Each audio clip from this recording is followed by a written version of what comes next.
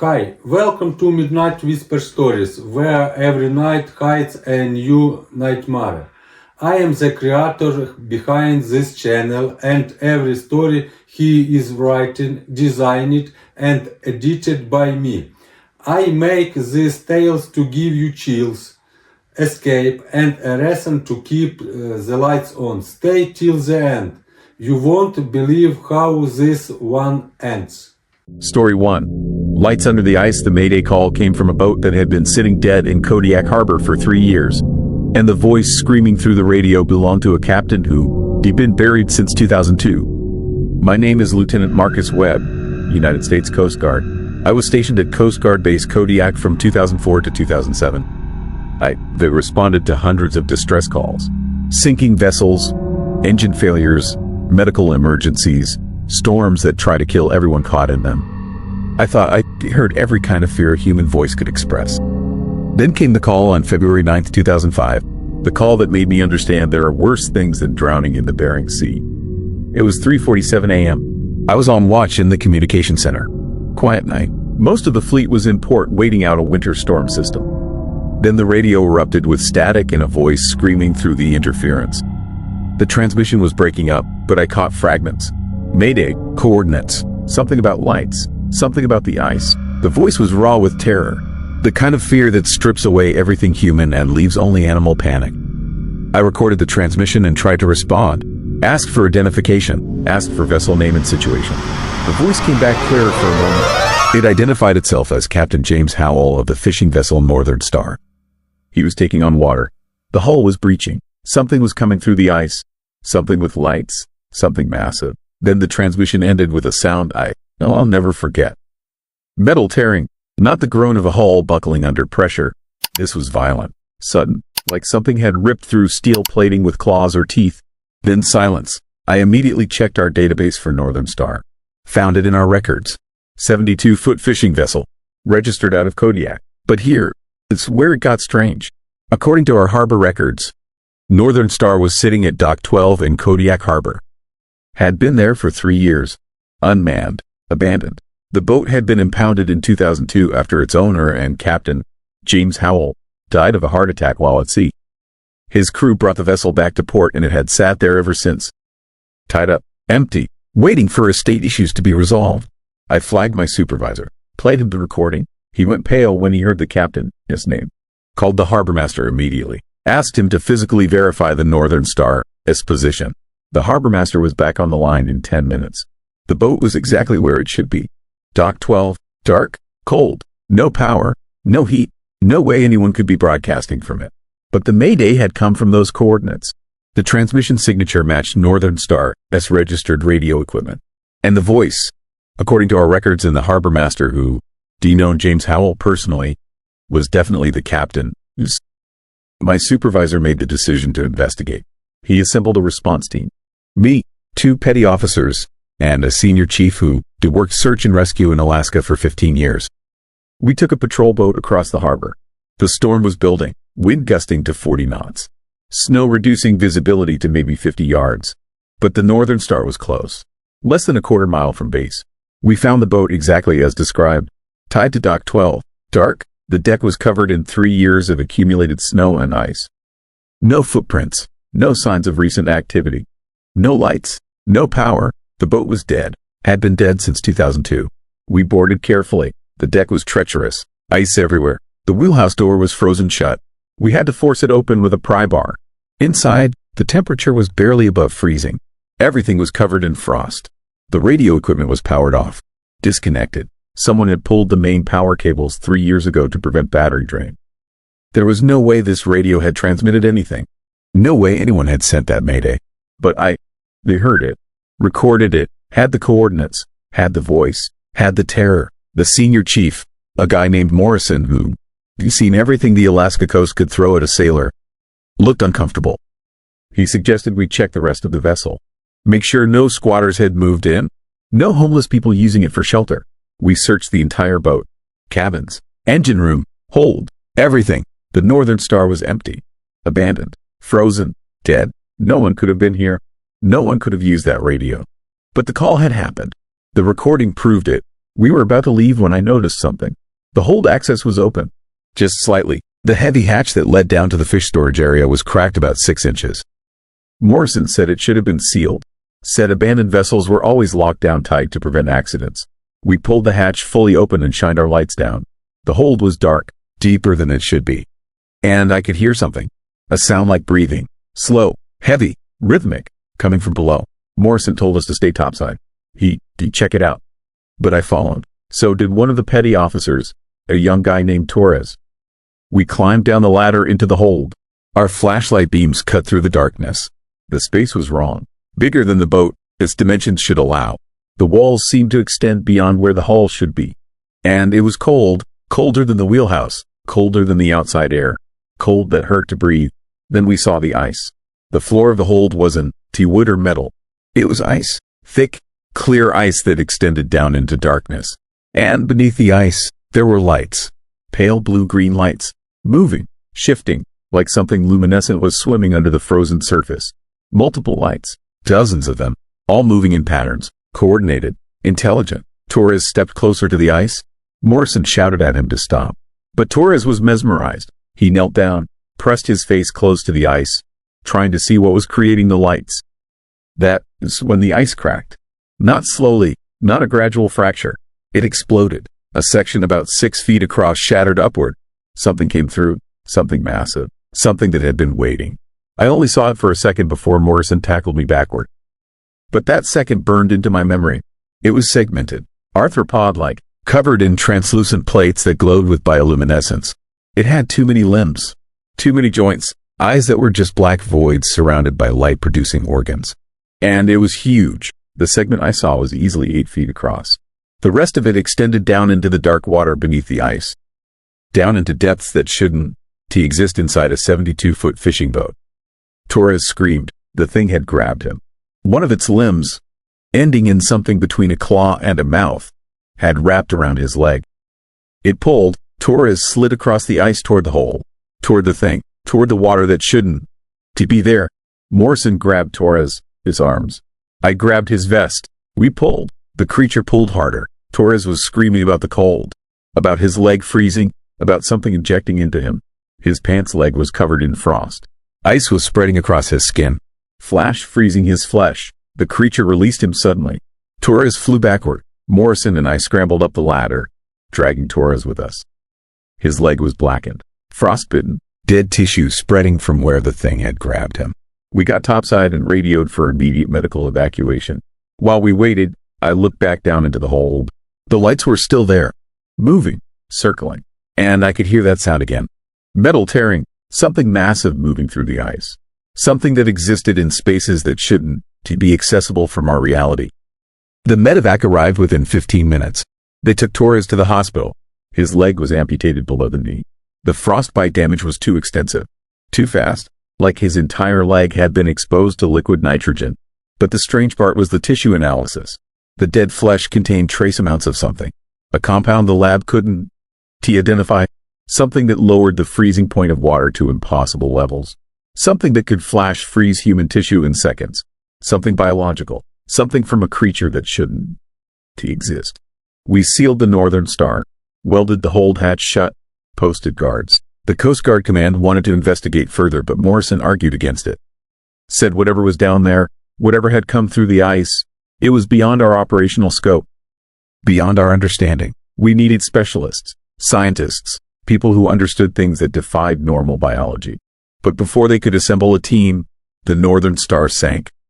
Just disappeared one night. The dock lines were still tied. The boat was still secured. But at some point between the midnight watch change and 4 a.m., the vessel sank straight down.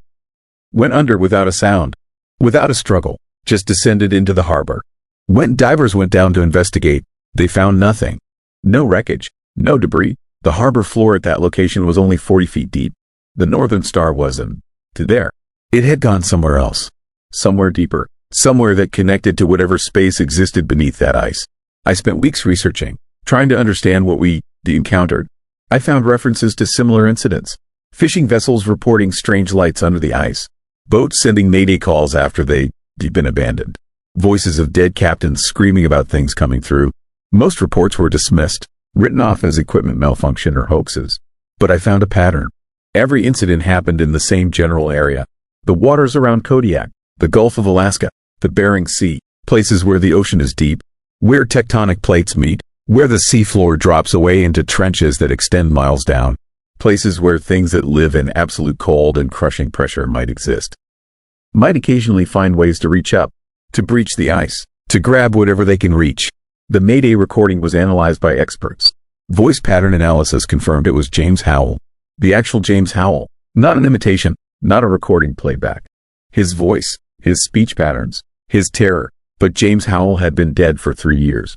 Buried in Anchorage, his body was exhumed and verified. He never left his grave. Yet his voice had screamed through that radio, had warned us about lights under the ice, had described something massive breaking through, had predicted exactly what we defined in that hold.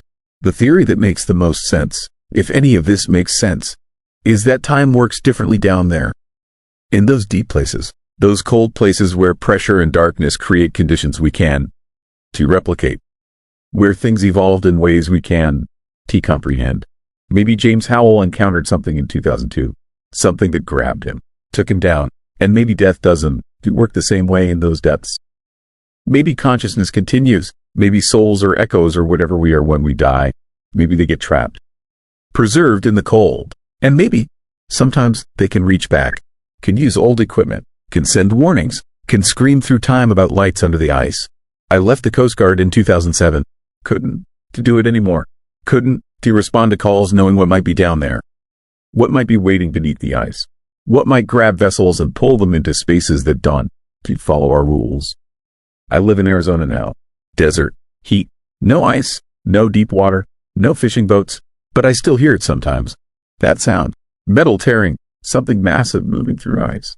And I wonder how many boats have disappeared, how many crews have been taken down, how many voices are screaming from those cold depths. Trapped, preserved, warning anyone who will listen about the lights that move under the ice, about the things that wait in pressure and darkness, about the spaces that exist between our world and somewhere else, somewhere colder, somewhere deeper, somewhere that occasionally connects to abandoned vessels sitting in quiet harbors. And when those connections form, when the boundaries break down, the lights come through.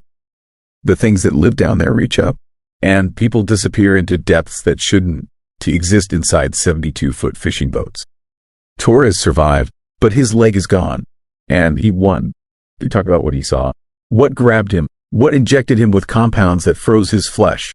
He took a medical discharge and moved to Florida, as far from Alaska as he could get, as far from cold water and ice as possible. But I know he still feels it.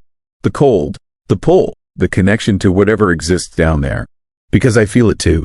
Even in Arizona, even in the heat, I feel the cold, feel the lights moving, feel something watching from depths that connect to everywhere and nowhere, waiting for the ice to form, waiting for the barriers to thin, waiting to reach through and grab whatever comes close. And sometimes, late at night, my radio picks up transmissions. Mayday calls from boats that shouldn't be broadcasting. Voices of captains who died years ago. All of them screaming the same warning. About lights under the ice. About things that come through. About the cold that preserves everything. Even death. Even terror. Even the screams that echo forever in the dark. Story 2. Talking to pilot. This last transmission, I need you to understand something before I tell you what happened over the Alaska range last month. I have logged over 4,000 hours as a bush pilot. I have flown through whiteout conditions where I could not see my own propeller. I have landed on glaciers with failing engines and navigated storms that tore the fabric off my wings. Fear is something I learned to manage a long time ago. But what I experienced on February 14th has changed everything I thought I knew about the skies above Talkeetna. And I am not the only one. The call came in around 6 in the evening. A medical supply run to a remote mining camp near the Susitna River. Routine work, the kind of flight I had done hundreds of times. The weather looked clear enough. Temperature hovering around 15 below. Visibility decent. I loaded the cargo into my Cessna 185, did my pre-flight check, and took off from Talkeetna Airport just after sunset. The sky was that deep purple color you only get in Alaska winter. Stars already punching through the darkness like pinpricks in black canvas. I radioed my position to air traffic control and settled into the flight. The engine hummed steady. Everything felt normal. Below me, the forests and frozen rivers stretched out in endless patterns of white and shadow. I had flown this route so many times I could probably do it blind. 40 minutes to the camp. Drop the supplies. Back before midnight. Simple. 20 minutes in, I started hearing something strange over the engine noise. A sound like fabric flapping in wind. I checked my instruments. Airspeed normal. Altitude holding steady at 8,000 feet. I looked out at the wings. Nothing visible in the darkness. But the sound continued. Rhythmic. Deliberate. Like something large and membranous beating against the metal. I turned on my wingtip lights. The beams cut through the night, illuminating the wings and the propeller arc. Everything looked fine, but the sound grew louder. I killed the lights and the noise stopped immediately. I counted to 10, turned them back on. The sound returned, more aggressive this time. I had never experienced anything like it. My first thought was ice buildup, but the temperature was too cold for icing conditions. My second thought made less sense but felt more accurate. Something out there did not like the lights. I left them off and continued flying in darkness. My instruments glowed soft green in the cockpit. Outside the windows, nothing but black. The mountains were invisible below me, which meant I was flying on instruments and memory alone. Dangerous, but not impossible. I had done it before. What bothered me was the silence now. Complete and absolute. Even the engine seemed muffled, like I was flying through something thicker than air. Then my radio crackled. Not a transmission, just static. Long and hissing. I adjusted the frequency. The static followed. I tried another channel. Same thing. Then I heard something underneath the noise. A voice, faint and distorted, speaking words I could not quite make out. I increased the volume. The voice grew clearer. It was calling my tail number. November 478 Charlie. Over and over, but the voice was wrong. Too deep, too slow, like a recording played at half speed. I keyed the mic and identified myself. Asked who was transmitting. The voice stopped. The static cut out completely. Dead silence on every frequency. I tried raising Takina Tower. Nothing. I tried the emergency channel. Nothing.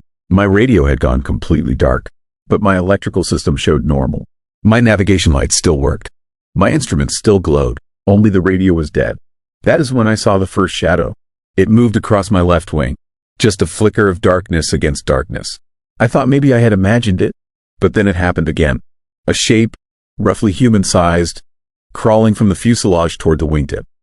I could see it outlined against the stars. Long arms, too many joints, moving in a way that made my stomach turn. I blinked hard, convinced my eyes were playing tricks in the dark. But when I looked again, there were 3 of them, one on each wing and one clinging to the strut below my door. My training took over. I banked hard right, trying to shake whatever was out there. The shapes held on. I pulled back on the yoke. Climbing rapidly, they remained in place, moving slowly across the metal like spiders on a web. I dove sharply. They adjusted their grip but never fell. I could hear them now. Scratching sounds, fingernails on aluminum, soft impacts against the windows. And underneath it all, that strange flapping sound from before, louder now, coming from everywhere at once. I grabbed my flashlight and pointed it at the left wing. The beam caught one of the shapes full on. I wish I could tell you what I saw clearly, but my mind refuses to hold the image properly. Something thin and elongated, skin that looked wet and black.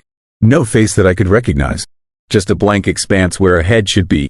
And wings, not bird wings or bat wings. Something else entirely. Translucent membranes that stretched between elongated limbs, catching the light like oil on water. The thing turned toward the flashlight, toward me, and though it had no eyes that I could see, I felt its attention lock onto me through the glass. It pressed against the window. The plexiglass creaked under the pressure. I killed the flashlight. Darkness swallowed everything again. But I could still hear it. Right there, inches from my face. Breathing, or making a sound like breathing. Wet and raspy. I made a decision. I pushed the throttle to full and dove toward the trees.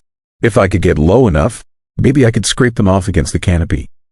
It was insane. It was suicidal. But I was not thinking clearly anymore. Terror had taken over. I watched my altimeter spin down. 7,000 feet. 6,000. 5. The mountains were rising to meet me. I could sense them in the dark. Massive walls of rock and ice. At 4,000 feet, something hit my windshield. Not hard enough to crack it. Just a thump. Then another. Then dozens. Like hail made of flesh. The shapes were throwing themselves at the plane. I could see their silhouettes in the instrument glow. Dozens of them now, covering every surface. The wings. The tail. The cowling. My airspeed started dropping. They were creating drag, slowing me down. If I did not do something fast, I would stall and spiral into the mountains. I remembered something an old pilot had told me years ago. He had been flying cargo in Vietnam when his plane was hit by small arms fire. He said the only reason he survived was because he did the opposite of what his instincts screamed at him to do. He dove instead of climbing, sped up instead of slowing down, flew toward the danger instead of away from it. His logic was simple. The enemy expects you to run, so you attack. I pulled back on the yoke and climbed. Straight up, nearly vertical. The engine screamed. The airframe shuddered. My airspeed dropped dangerously low. And then I cut the engine. Complete silence except for the wind.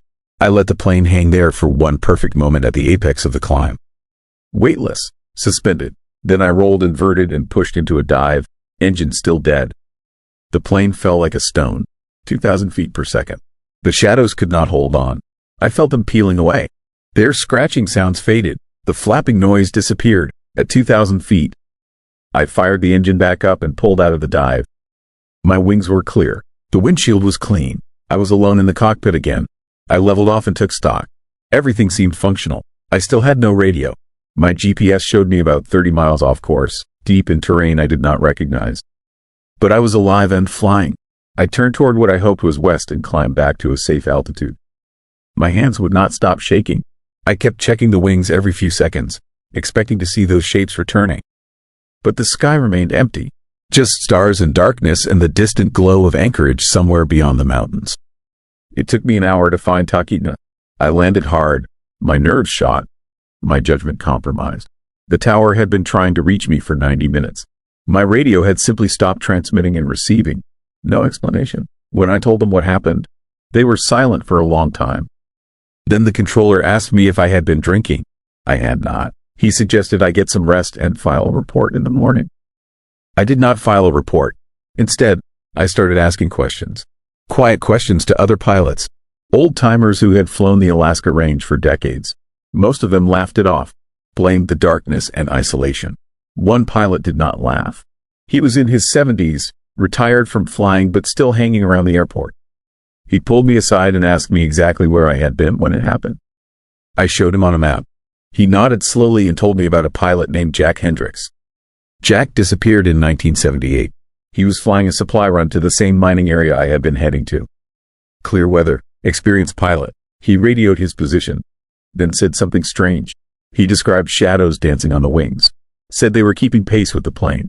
Laughing, he sounded terrified. That was his last transmission. They found wreckage 3 weeks later, scattered across a glacier. The plane had been torn apart. Not from impact, from something else. The wings had been shredded. The fuselage peeled open like a can, and Jack was never found. Just his logbook, sitting in the snow, open to his final entry. 5 words written in shaking handwriting. They do not want us here. The old pilot told me other stories. Pilots over the years reporting strange shapes on their wings during night flights. Dark figures pressed against windows. Unexplained equipment failures. Some of them made it back. Some did not. But all of them flew over the same stretch of the Alaska range. The same corridor I had been in. And all of them described the same thing. Shadows that should not exist. Things that lived in the empty spaces between earth and sky. I have not flown at night since then. I tell people my night vision is failing. That I need to see a doctor. But the truth is simpler and more terrifying. I know it is out there now. I have seen it, felt it scratching at my windows. And I know it is still there, waiting in the darkness above the mountains, patient and hungry, watching for the next set of lights to appear in its territory. 3 other pilots have approached me privately since my flight. They have had similar experiences. We meet sometimes at a bar in Wasilla, drink coffee, and talk about what we saw. We have tried to warn others, but nobody wants to hear it. Aviation is about rationality, procedures, explanations. There is no room in that world for shadows that hunt at 10,000 feet. But I need to know something. Have you ever been in a plane at night and felt like something was watching you from outside? Have you ever heard sounds that did not match the engine or the wind? Have you looked out your window during a late flight and seen shapes moving where nothing should be? Because if you have, I need you to tell me in the comments. I need to know how widespread this is. I need to know if it is just Alaska or if it is everywhere we fly. And I need to know if anyone else has found a way to survive an encounter with whatever Jack Hendricks met in 1978. What would you do if you looked out your airplane window tonight and saw something looking back? Story 3. Ice Maze, I need you to understand something before I tell you this story. Children can sense things adults have trained themselves to ignore. They see patterns we've forgotten how to recognize.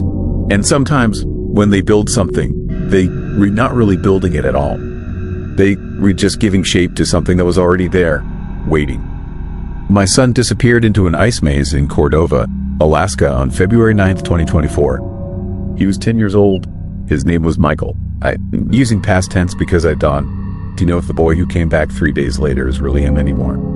It started in late January during one of those brutal cold snaps where the temperature drops to 20 below and stays there for weeks. The harbor froze solid. The streets turned to sheets of black ice. And the kids in our neighborhood, bored and restless from being cooped up inside, started building things in the empty lot behind the elementary school. At first, it was just a simple fort. Blocks of ice cut from the harbor and stacked into walls. Normal kid stuff. But then it grew. Every day after school, more children would gather at the lot. They'd bring tools, shovels, saws. They work for hours in the freezing cold, carving and stacking and shaping. None of them talked much while they worked. They just moved with this strange focus, like they were following instructions only they could hear. Within 2 weeks, they built a maze. Not a small one. This thing covered nearly half an acre. The walls were 8 feet tall in places, made from ice blocks so clear you could see shadows moving through them. The passages twisted and turned in patterns that hurt your eyes if you looked at them too long. Spirals within spirals, angles that didn't quite make sense. My wife Sarah thought it was amazing, a testament to childhood creativity and cooperation. She took pictures, posted them on Facebook. Other parents came by to admire it. The local paper even ran a story about it. Cordova, this winter wonder, they called it. But I felt uneasy every time I looked at that maze. Something about the geometry was wrong. The way the passages connected, the way shadows fell inside it even when the sun was directly overhead. And the kids who built it never played in it. They work on it for hours, adding new sections, refining old ones, but they never actually went inside. When I asked Michael why, he just shrugged and said it wasn't ready yet. Ready for what? I asked. He didn't answer. On February 8th, the temperature finally broke. It climbed up to 15 degrees, practically a heat wave by Cordova winter standards. That evening, Michael asked if he could go to the lot after dinner. His friend Tommy was going to be there. They wanted to finally explore the maze now that it was finished. I should have said no. Every instinct I had was screaming at me to keep him home. But Sarah said I was being overprotective. The lot was 2 blocks away. Other kids would be there. What could possibly happen? I let him go. He left the house at 7 p.m. By 9, he still wasn't home. I called Tommy, his mother. She said Tommy had left the house at the same time but hadn't come back either. We both assumed the boys were together, probably lost track of time. We agreed to give them until 9:30. At 9:45, I grabbed a flashlight and walked to the lot. The maze looked different at night. The ice walls seemed to glow with their own pale light, reflecting the moon and stars in ways that made them look deep. Infinite, like you could fall into them and never stop falling. I called Michael. His name. No response. I called again. Nothing. I entered the maze. The temperature dropped the moment I stepped between the ice walls. Not gradually, instantly, like walking through an invisible barrier into a freezer. My breath came out in thick white clouds. Ice crystals formed on my beard and eyebrows within seconds.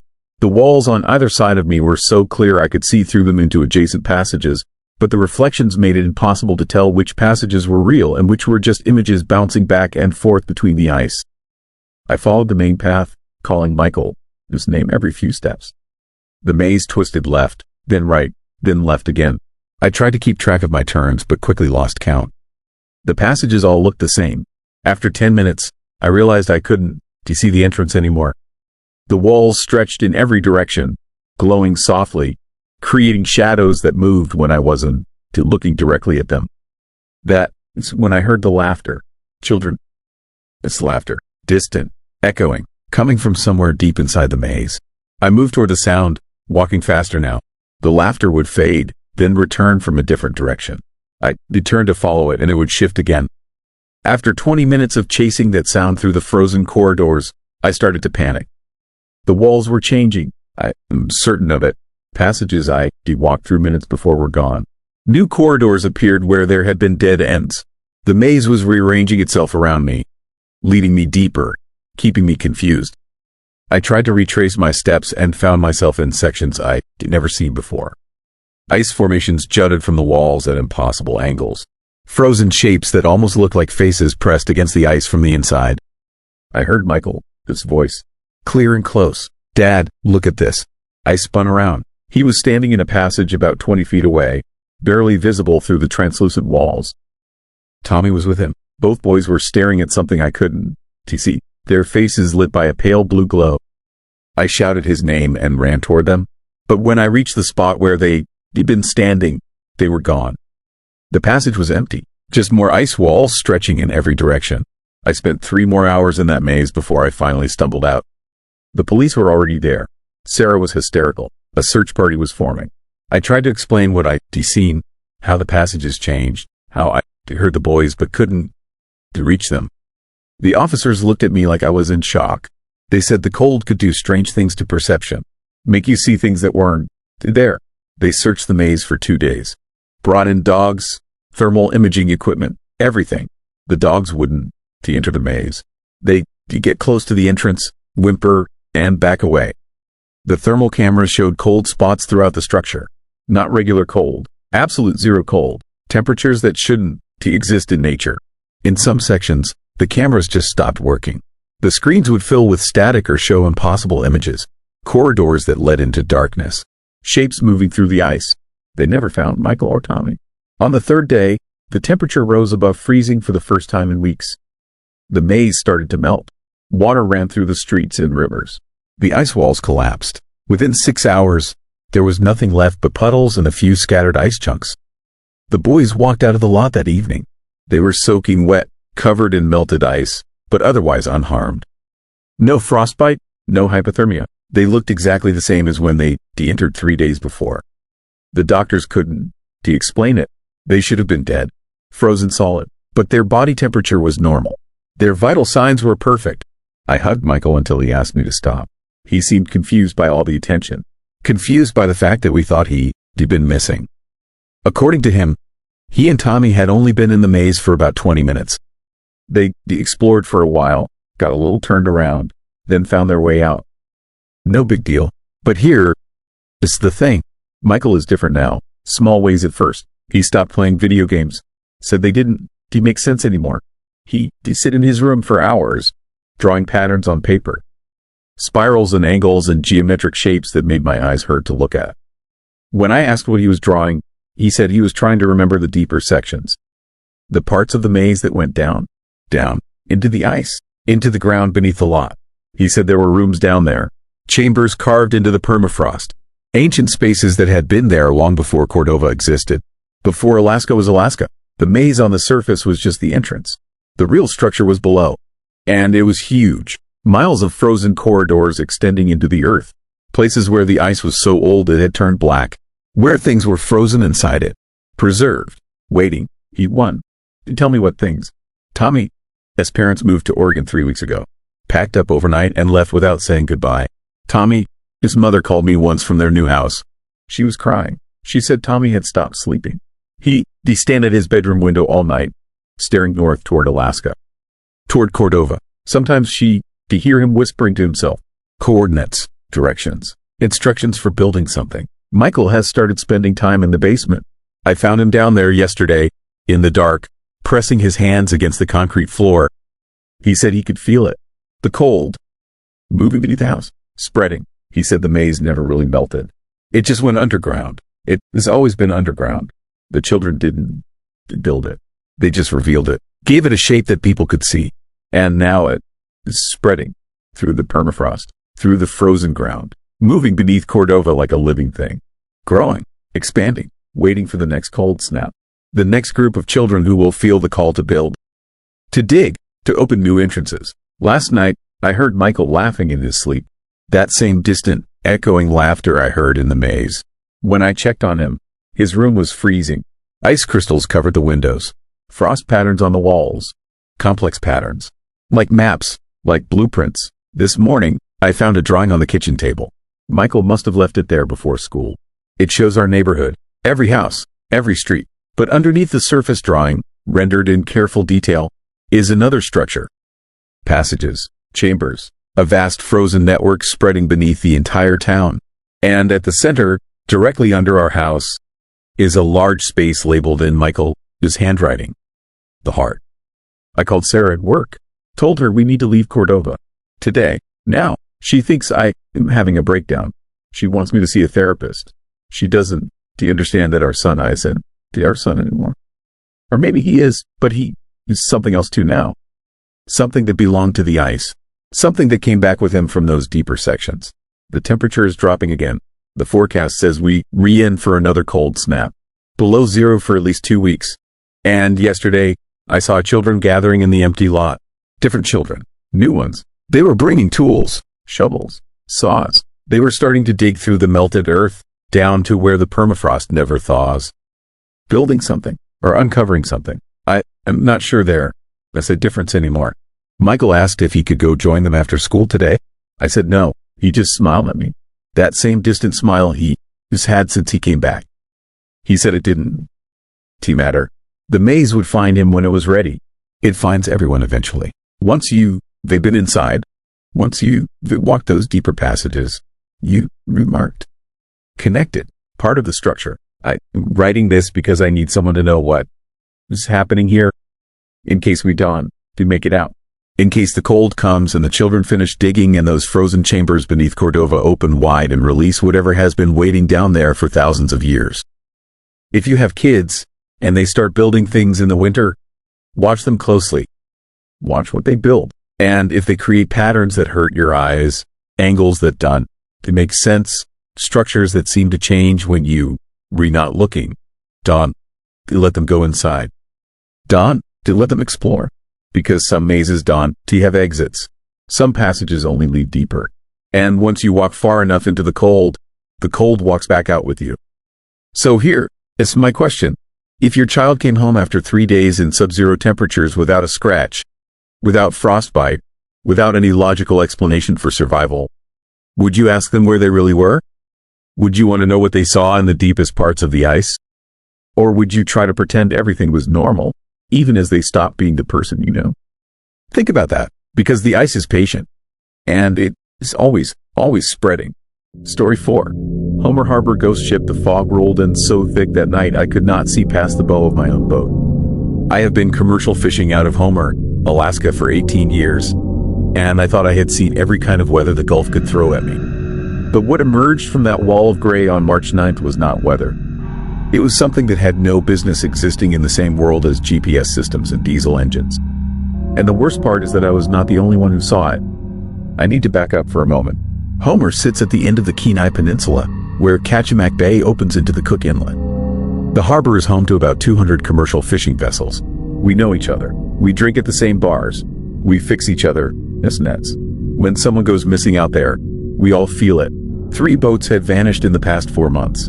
No distress calls, no wreckage, just gone. The Coast Guard blamed rogue waves and equipment failure. We knew better. The ocean does not take boats that cleanly.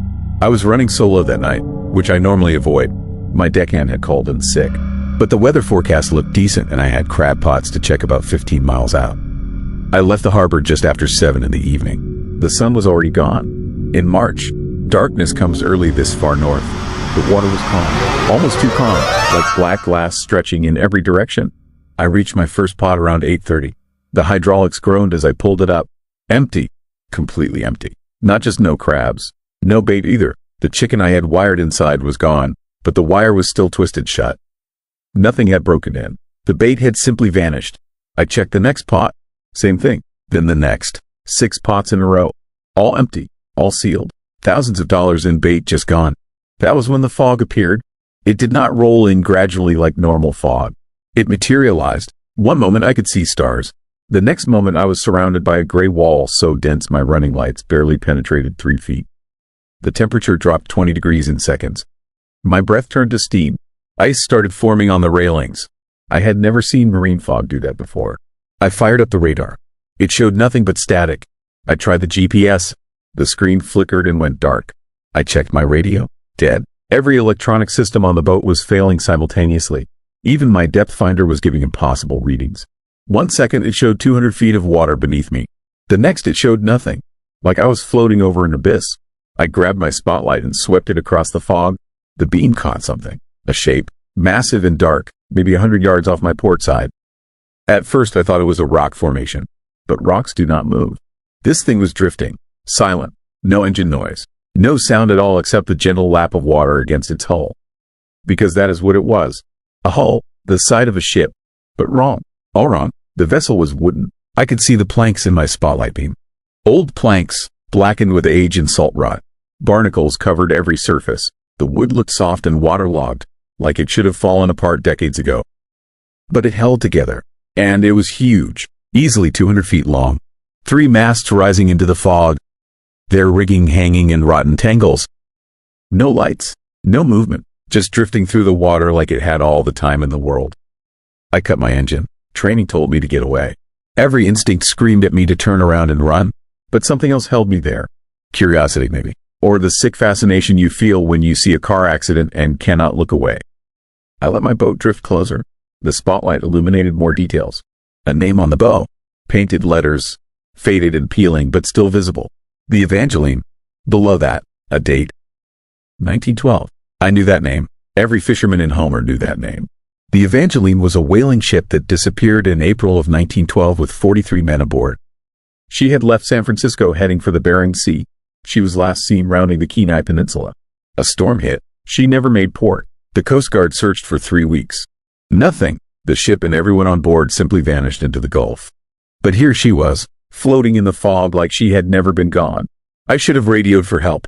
Should have started my engine and hauled ass back to harbor. But my radio was still dead, and the Evangeline was drifting closer. I could hear it now. Wood creaking, water dripping, and something else. Voices, faint and distant, coming from the deck above me. I grabbed my spotlight again and aimed it higher. The beam caught the railing, then the deck, and then I saw them. Figures, dozens of them, standing along the rails, standing on the deck, not moving, just standing there, staring down at my boat. At me. They were men, or they had been men once. I could see their shapes clearly. Thick coats, wool caps, beards crusted with ice, but they were translucent. I could see through them to the rigging behind, like looking through frosted glass at something that was almost there but not quite. One of them raised his arm, pointed directly at me. The others turned their heads in unison, all of them staring, all of them pointing. I felt cold that had nothing to do with the temperature. A cold that started in my chest and spread through my entire body. My hands went numb. My vision started to tunnel. And then I heard it. A voice, deep and hollow, speaking words I could not understand. Old words. Words that felt wrong in my ears. The fog began to glow. Not bright, just a faint phosphorescence, like bioluminescent algae. But it was coming from inside the fog itself. And the glow was moving, flowing toward the Evangeline, collecting around her hull. The translucent figures on deck started to move. They walked toward the bow. Slow, mechanical, like puppets on strings. They lined up along the forward rail and looked down at the water. At the glowing fog gathering below them. Something rose from that glow. At first I thought it was kelp. Long strands of seaweed breaking the surface. But kelp does not move with purpose. These things did. They reached up from the water like arms. Dozens of them. Hundreds. Wrapping around the Evangeline, its hull. Pulling. The ship groaned. The wood screamed. And the vessel began to sink. Slowly. Inch by inch. The glowing tendrils dragging it down. The figures on deck did not react. They just stood there, watching me, even as the water reached their feet, even as it climbed their legs, their chests, their faces. They never looked away, never stopped staring. The last thing I saw before the Evangeline disappeared beneath the surface was that single figure on the bow, still pointing at me, his mouth open in a silent scream that I felt more than heard. The fog vanished instantly, like someone had flipped a switch. One moment I was surrounded by gray. The next moment I was floating under clear stars and empty water. My electronics came back online. The GPS showed my exact position. The radio crackled with chatter from other boats. Everything was normal, except for the smell, salt and rot and something else. Something ancient and wrong. It clung to my clothes, my hair, my skin. I could taste it. I started my engine and ran for Homer at full throttle. I did not care about the pots. Did not care about anything except getting back to harbor. Back to people. Back to lights and noise and anything that proved I was still in the real world. I made it back in 40 minutes, tied up at my usual slip, sat in the wheelhouse shaking for another hour before I could stand. The next morning I heard about Charlie Mason. He was a crabber who worked out of the same area as me. His boat washed up on the beach near Seldovia. Empty, engine still running, Radio set to the emergency channel. They found Charlie 3 days later. His body had drifted into a cove about 10 miles away. Drowned. But here's the thing. Charlie was wearing his survival suit. He had his life vest on. Everything correct. Everything by the book. You do not drown when you are dressed like that. The water was calm. He should have been fine. But the coroner said his lungs were full of seawater that tested different than Cook Inlet water. Saltier, denser, with traces of organic compounds that had not been in these waters for over a century. I started asking questions. Quiet questions. I found 4 other fishermen who had seen the Evangeline over the past 6 months. All of them in thick fog. All of them alone on their boats. All of them described the same thing. The translucent crew, the glowing fog, the things rising from the water. 2 of those fishermen quit the industry. 1 moved to Oregon. The last one refused to talk about it at all. But I could see it in his eyes. The same terror I felt. The same knowledge that we had seen something we were not supposed to see. I did some research. Found old newspaper articles about the Evangeline. The ship had been cursed, according to maritime records. 3 men had died during her construction. 5 more during her maiden voyage. The crew complained about strange sounds at night. Voices in the hold. Shadows that moved on their own. The captain had tried to sell her twice before that final voyage. Nobody would buy her. Too many bad stories. Too much death. And then she disappeared with everyone aboard. But here's what really bothers me. I found a journal entry from a sailor who served on the Evangeline during her second-to-last voyage. He wrote about a night in thick fog when the ship nearly collided with another vessel. He described seeing the other ship clearly for just a moment. He said it looked modern, made of metal, with lights and machinery he did not understand. He said the crew of that other ship was staring at the Evangeline like they had seen a ghost. Like the Evangeline was not supposed to be there. I think about that entry a lot now. I think about what he saw, what I saw. And I wonder if the Evangeline is still lost somewhere in time. If it drifts through that fog between 1912 and now. If it appears to different people in different eras. Always in the fog. Always in the same stretch of water. Always hunting. Or maybe warning. I do not know which. What I do know is that 3 more boats have gone missing since March. The Coast Guard has increased patrols. Marine biologists are studying the area. Nobody has found anything. But I know, and the other fishermen who have seen the Evangeline know. Something is out there in the fog. Something that drags boats and men down into water that should not exist. And every time the fog rolls in thick enough to hide the stars, I wonder if tonight is the night the Evangeline comes for me. So let me ask you this. Have you ever been out on the water when the fog got so thick you could not see your own hands? Have you ever heard voices where no voices should be? Have you ever felt like something ancient was watching you from just beyond the edge of your vision? Because if you have, I need you to tell me in the comments. I need to know if this is just Homer Harbor or if there are other places where the past and present collide. And I need to know if anyone has ever found a way to escape once the Evangeline sets its sights on you. What would you do if you saw a ghost ship emerging from the fog tonight? Story 5. Midnight Patrol. I saw him 3 times before I realized he was leading me somewhere. And by then it was already too late to turn back. My name is Robert Chen, and I spent 11 years as a patrol officer in Seward, Alaska. Past tense, because after what happened last February, I handed in my badge and moved to Sacramento, where the winters are mild and the streets stay empty for all the right reasons. I am telling you this story now because I need someone else to know what is out there, walking the midnight beat in a town that refuses to acknowledge what it has become. It started on a Tuesday night during my usual patrol through the downtown waterfront district. The temperature was hovering around 8 degrees, and a light snow was falling, the kind that makes everything look clean and peaceful until you realize how completely alone you are. Seward in winter is a ghost town. The cruise ships stop coming in September, the tourists disappear, and the population drops to less than 3,000 people spread out across a landscape that feels like the edge of the world. I was driving slowly down 4th Avenue when I saw him. Another officer, walking the sidewalk near the old hardware store. I could see his silhouette clearly under the streetlights, the distinctive shape of a police uniform, the steady pace of someone doing a routine patrol. But something was off. We only had 6 officers on the force, and I knew everyone's schedule. I was supposed to be the only one in that sector. I pulled over and stepped out of my cruiser, intending to radio in and find out who had changed their route without updating dispatch. But when I called out, he did not respond.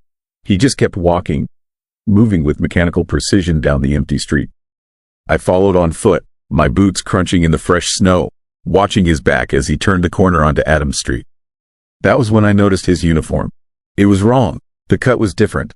older somehow, with a longer jacket and a different style of cap. And the more I looked, the more details jumped out at me. His badge was not reflective like ours. His duty belt did not have a radio.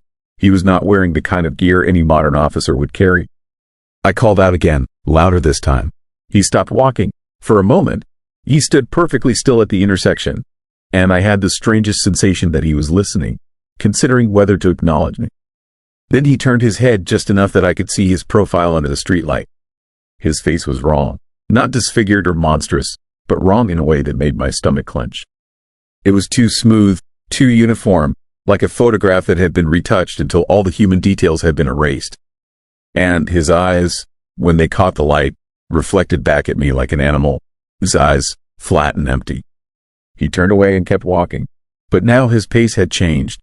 He was moving faster, purposefully, as if he had a destination in mind and I had somehow triggered a countdown. I ran after him, my hand instinctively moving to my weapon, though I could not have explained what threat I was responding to. He turned another corner, heading down toward the waterfront, and I followed. When I rounded the building, he was gone. The street was empty. The snow was undisturbed except for my own tracks. There were no footprints leading away, no marks to show where he had gone. Just smooth white emptiness stretching down to the dark water of Resurrection Bay. I stood there for 10 minutes, searching the area, trying to make sense of what I had just seen. Finally, I radioed it in. The dispatcher, a woman named Karen who had been with the department for 20 years, listened to my report with the kind of patience you develop after hearing every strange story small-town Alaska can produce. She confirmed what I already knew. No other officers were on patrol in that sector. No one else had been assigned to downtown. She did not say anything else, but there was a quality to her silence that bothered me. Like she had heard this story before and was choosing not to comment. I drove home that night thinking about bad angles and shadows, about how isolation and darkness can play tricks on your perception. I almost convinced myself I had seen a civilian in dark clothing, someone who just happened to look like they were wearing a uniform. But I could not shake the image of those eyes reflecting the streetlight, or the way he had moved, too precise, too measured, like something that had forgotten how real people walk. The second time I saw him was 11 days later. I was doing a late-night check of the small boat harbor, walking the docks and making sure everything was secured. It was after 2 in the morning, and the only sound was the slap of water against the hulls and the creak of frozen lines. Then I heard footsteps. He was walking along the parallel dock, about 50 yards away, doing his own patrol. Same uniform, same mechanical pace. I could see him clearly under the harbor lights, and this time I got a better look at the details. His uniform was definitely from another era. The cut, the material, the style of the badge, everything pointed to the 1940s or 50s. And now that I was seeing him for the second time, I noticed something else. He was not reacting to his environment. His breath was not misting in the cold air. Snow was falling, but it was not accumulating on his shoulders or cap. I started toward him, moving carefully on the icy dock. I called out, identifying myself as police. He stopped walking and turned to face me fully for the first time. The distance between us was maybe 30 yards, close enough that I could see his expression in the sodium vapor lights. He was not smiling, but his face had a quality of expectation, like he had been waiting for me to catch up. He raised one hand and pointed, not at me, but past me, toward the far end of the harbor where the old cannery buildings stood dark and abandoned. Then he lowered his hand and turned away, walking in the opposite direction, heading toward the shore. I ran after him. My boots slipped on the ice, and I nearly went down, but I kept moving, determined to close the distance. He was 20 yards ahead, then 10, then I was close enough to reach out and grab his shoulder. My hand passed through him, not through empty air, but through something. There was resistance, a texture like touching frozen fog, and a sensation of cold so intense it felt like my fingers had been plunged into liquid nitrogen. I jerked my hand back with a gasp, watching as the figure in front of me began to dissolve. He broke apart into swirling snow, his body fragmenting into thousands of white particles that scattered on a wind I could not feel. In seconds, he was gone completely, leaving me standing alone on the dock with my hand throbbing and turning blue. I made it back to my cruiser and cranked the heat. It took 20 minutes before I could feel my fingers again, and even then, they ached with a deep cold that seemed to go all the way to the bone. I sat there trying to process what had just happened, trying to fit it into any rational framework. I could not. What I had seen defied every natural law I understood. You cannot touch snow and have it feel solid. You cannot watch a human figure dissolve into weather patterns. But I had done both those things, and now I had to decide whether to report it or pretend it had never happened. I chose to ask questions instead. The next day, I went to the department's archive room, a cramped space in the basement filled with old records and photographs. I started pulling files from the 1940s, looking for anything that might explain what I was seeing. Personnel records, incident reports, old patrol logs written in careful longhand. I found him on my third day of searching. Officer Thomas Brennan, assigned to Seward Police Department from 1942 to 1947. The photograph in his file showed a young man with a serious expression, wearing the exact uniform I had seen on the waterfront. According to the records, Officer Brennan had disappeared on February 19, 1947, during his midnight patrol. His body was never recovered. The official conclusion was that he had fallen through thin ice on the bay, though no one could explain why he would have been out on the ice in the first place. There was a notepaper clipped to the file, added much later based on the different typewriter font. It was a brief report from 1973, documenting several sightings of an unidentified officer in an outdated uniform, seen walking patrols in the downtown and waterfront areas. The report concluded that the sightings were likely cases of mistaken identity and suggested no further investigation was warranted. But at the bottom of the page, someone had written a single sentence in pen. "He is looking for something." I took the file to Karen, the dispatcher. She looked at it for a long moment, then up at me with an expression that was equal parts sympathy and warning. She told me that every few years, someone on the force sees Officer Brennan. Always during winter, always on the midnight shift, and always, he is walking a patrol, following some route that only he understands. She said the department does not talk about it officially because there is nothing to say. You cannot investigate a ghost. You cannot arrest weather that takes the shape of a man. But she also told me something else. Every officer who has followed him, who has tried to track where he goes, has reported the same thing. He leads them somewhere. He shows them something. And it is never something they want to see. I should have stopped there. I should have taken her warning and changed my patrol route and never gone looking for Officer Brennan again. But I am a cop, and cops do not leave mysteries unsolved. So when I saw him for the third time, on a Thursday night 3 weeks later, I made the decision to follow him all the way. He was standing at the intersection of 5th and Adams, waiting. That was the detail that made me certain he was aware of me. He was not patrolling. He was standing still, facing my direction, as if he had known I would be driving down that street at that exact moment. When he saw my cruiser, he turned and started walking, heading south toward the old part of town. I followed in my vehicle, keeping pace with his steady stride. He led me through downtown, past the shuttered tourist shops and dark restaurants, past the library and the post office, heading always south and east. We traveled for nearly 20 minutes, leaving the main roads and moving into the older residential areas where houses sat dark and widely spaced. Finally, he turned onto a narrow street I did not recognize and stopped in front of a small house that looked abandoned. I parked and got out. Officer Brennan was standing at the end of the driveway, pointing at the house. The gesture was clear and deliberate. He wanted me to go inside. Then, as I watched, he began to dissolve again, breaking apart into swirling snow. But this time, before he vanished completely, I saw his face change. Just for a second, his features became real and human and filled with an expression of desperate pleading. He was not haunting this town for revenge or residual energy. He was trying to communicate something. He needed help. The house was unlocked. The door swung open with a creak that sounded obscenely loud in the frozen silence. Inside, everything was covered in dust and ice crystals. The power was off. The place had been empty for years, but there was a smell underneath the cold and decay, something chemical and wrong that made me pull out my flashlight and proceed carefully. I found it in the basement, the old workshop area that had been converted into something else. There were chains on the walls, stains on the concrete floor, and in the corner, partially hidden behind a stack of old furniture, was a chest freezer still plugged into a working outlet. I do not want to describe in detail what was inside that freezer. The forensics team spent 3 days processing the scene, and the investigation is still ongoing. What I can tell you is that we found evidence of crimes that dated back decades. Multiple victims, a predator who had operated in Seward for years, using the town, his isolation, and the harsh winter conditions to hide what he was doing. The house had belonged to a man named Richard Voss, who had died 6 years earlier. But before his death, he had been active in the community. Volunteer firefighter, church member, trusted neighbor. And according to records I found during the investigation, Richard Voss had been 14 years old in February of 1947.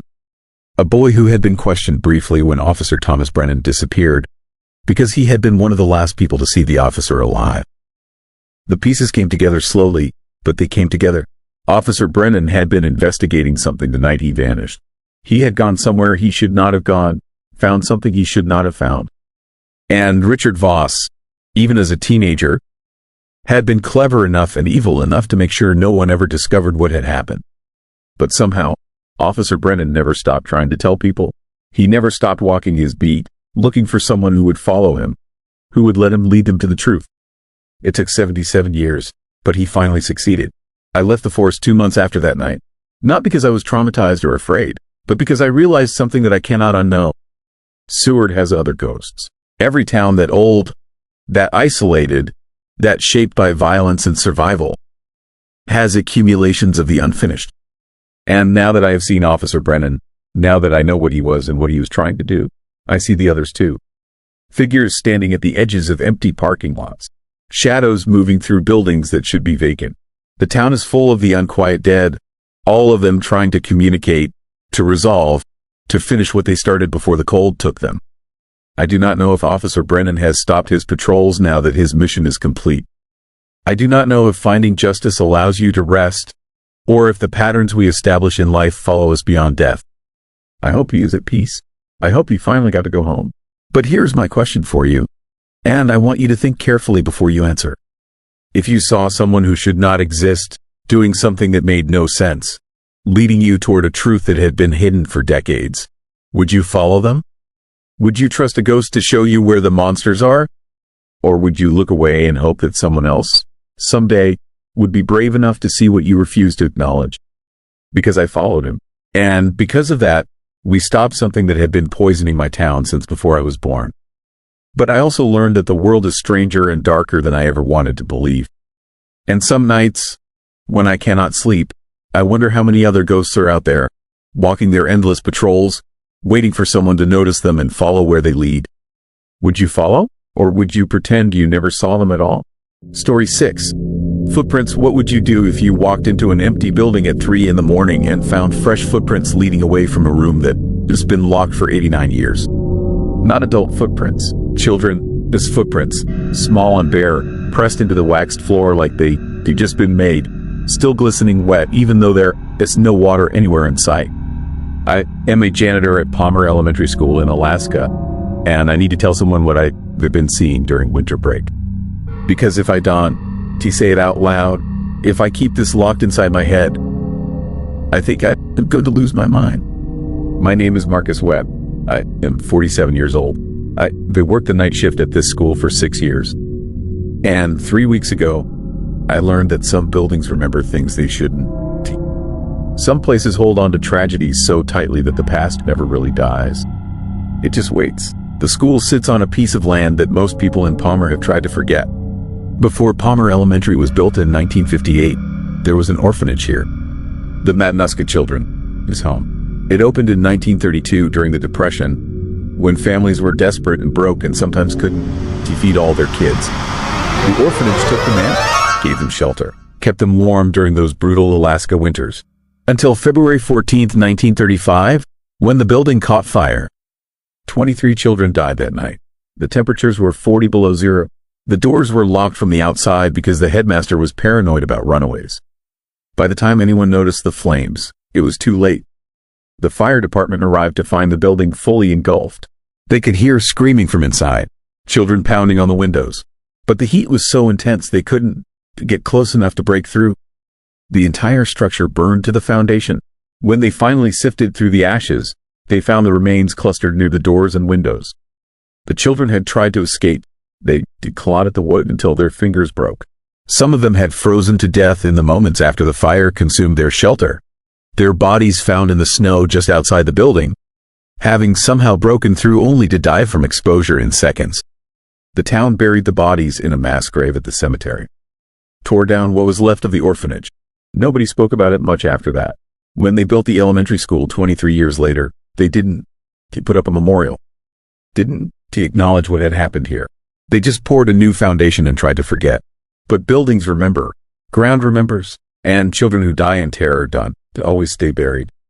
I first heard the laughter on December 18th. School had let out for winter break 2 days earlier. The building was empty except for me. I was waxing the floors in the east wing, working my way down the main hallway with my buffer machine humming and my headphones playing oldies to pass the time. It was just after midnight. Cold outside, warm inside. Normal night. Then I heard it underneath my music. Faint, distant, children laughing. I pulled off my headphones. The hallway was silent except for the buffer. I killed the machine, listened. Nothing at first. Then, clear as anything, I heard it again. Multiple voices, young voices, coming from somewhere down the hall. The sound echoed off the walls, making it impossible to pinpoint the source. I checked every classroom, all empty, all locked. I checked the gym, the cafeteria, the library. Nothing. But as I walked, I kept hearing it. Sometimes ahead of me, sometimes behind, always just out of reach, always moving. I convinced myself it was the heating system. Old buildings make strange noises. Pipes creaking, ductwork expanding and contracting. The brain finds patterns in random sounds. Hears voices in white noise. I finished my shift and went home. The footprints appeared 2 nights later. I just finished waxing the floor in the main lobby. Fresh coat, mirror shined. I stepped back to admire my work. That is when I saw them. Small footprints, children. Feet, bare feet, walking across my freshly waxed floor in a straight line from the old section of the building toward the east wing. The prints were wet, not water wet, something else. They glistened under the fluorescent lights. When I bent down to examine them, the smell hit me. Smoke, ash, burnt wood. The footprints smelled like fire. I followed them. They led down the east hallway, past the classrooms, straight to room 107. The prints stopped at the door. I tried the handle, locked. Room 107 has been locked since I started working here. It is a storage room now. Old desks, broken equipment, forgotten supplies. Nobody goes in there, but someone had, or something had, because on the other side of that door, I heard movement. Shuffling, scraping, and then, soft and clear, a child's voice. It's so cold in here. I backed away from the door. My hands were shaking. I radioed the school security officer, Dave Hutchins. He arrived 20 minutes later. We opened room 107 together. Empty, dusty, cold, no footprints inside, no sign anyone had been there in years. Dave said I was working too many night shifts. Said isolation could make you see things. He suggested I take a few days off. I didn't take his advice. I needed the money. Christmas was coming. Bills to pay. So I kept working, kept waxing floors, kept hearing laughter in empty hallways. And the footprints kept appearing. Every night, different locations. Sometimes in the gym, sometimes in the cafeteria. Once, I found a trail leading up the stairs to the second floor, down the hallway, and straight into the wall. Not to a door, into the solid wall, like whatever made those prints had walked through the brick itself. I started researching the orphanage. Spent my breaks at the Palmer Library, digging through old newspaper archives and historical records. I learned the names of the 23 children who died, ages ranging from 4 to 14. I learned that room 107 sits exactly where the orphanage's dormitory had been. The room where most of the children were sleeping when the fire started. I learned something else too, something that made my blood run cold. The fire started at exactly 12:47 a.m., and every night, when I checked my watch after hearing the laughter or finding new footprints, it was always the same time. 12:47 a.m. On December 30th, I decided to stay in room 107. Wait there, see what happened at 12:47. I brought a chair, a thermos of coffee, and my phone to record whatever I witnessed. Dave thought I was crazy, but he gave me the key. I unlocked the door at 11:30 p.m. and settled in. The room was freezing despite the heating system running full blast. My breath came out in white clouds. I could see frost forming on the windows even though it was heated inside.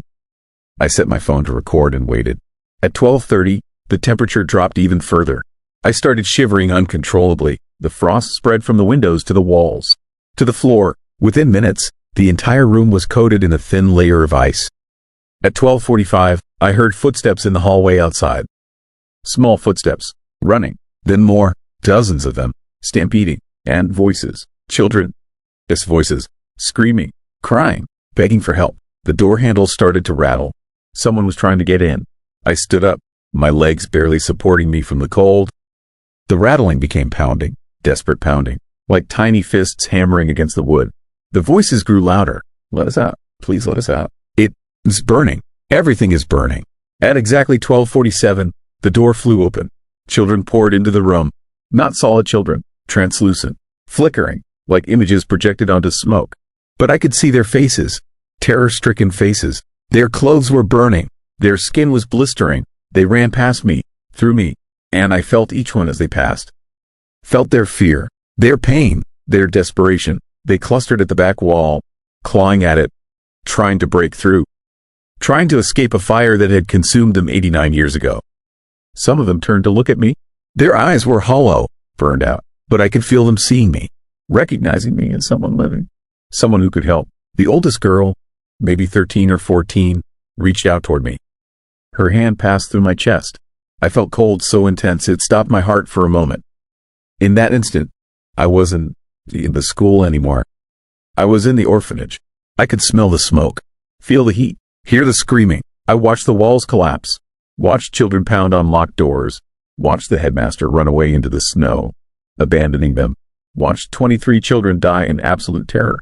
Then I was back in room 107, alone. The children were gone. The temperature was normal. My phone had stopped recording at exactly 12:47. The battery was completely drained, even though it had been fully charged. I haven't been back to the school since that night. I called in sick. Then I quit. Dave found my chair and thermos in room 107. He said the walls were covered in handprints. Small handprints, hundreds of them, pressed into the drywall like the material was soft clay. Some of the prints were burned into the surface, charred, blackened. The school administration painted over them, sealed the room again, told the maintenance staff to stay out. But Dave called me yesterday. He said the footprints are appearing all over the school now. Not just at night, during the day too, even when the building is full of living children. Teachers have started noticing cold spots in their classrooms, hearing whispers, finding drawings on whiteboards that nobody made, pictures of fire, pictures of children with no faces. And room 107 won't stay locked anymore. The door opens on its own. Every morning, the janitors find it standing wide open, a trail of wet footprints leading out into the hallway. The footprints always lead to the main entrance, like the children are still trying to escape, still trying to find their way out of a building that burned down before most people in Palmer were born. I think about those children constantly.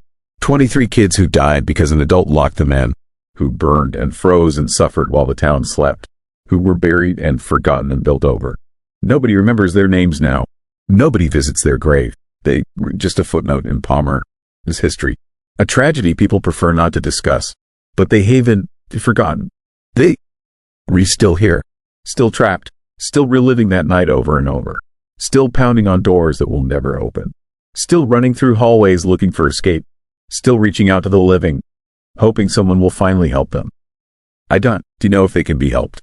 I don't know if any of this can be fixed. But I know this: Palmer Elementary School is built on ground soaked in children, is fear and pain. And every winter, when the temperatures drop and the nights grow long, those children come back. They walk the halls, they leave their footprints, they laugh and cry and beg for help. And eventually, I think they were going to stop asking.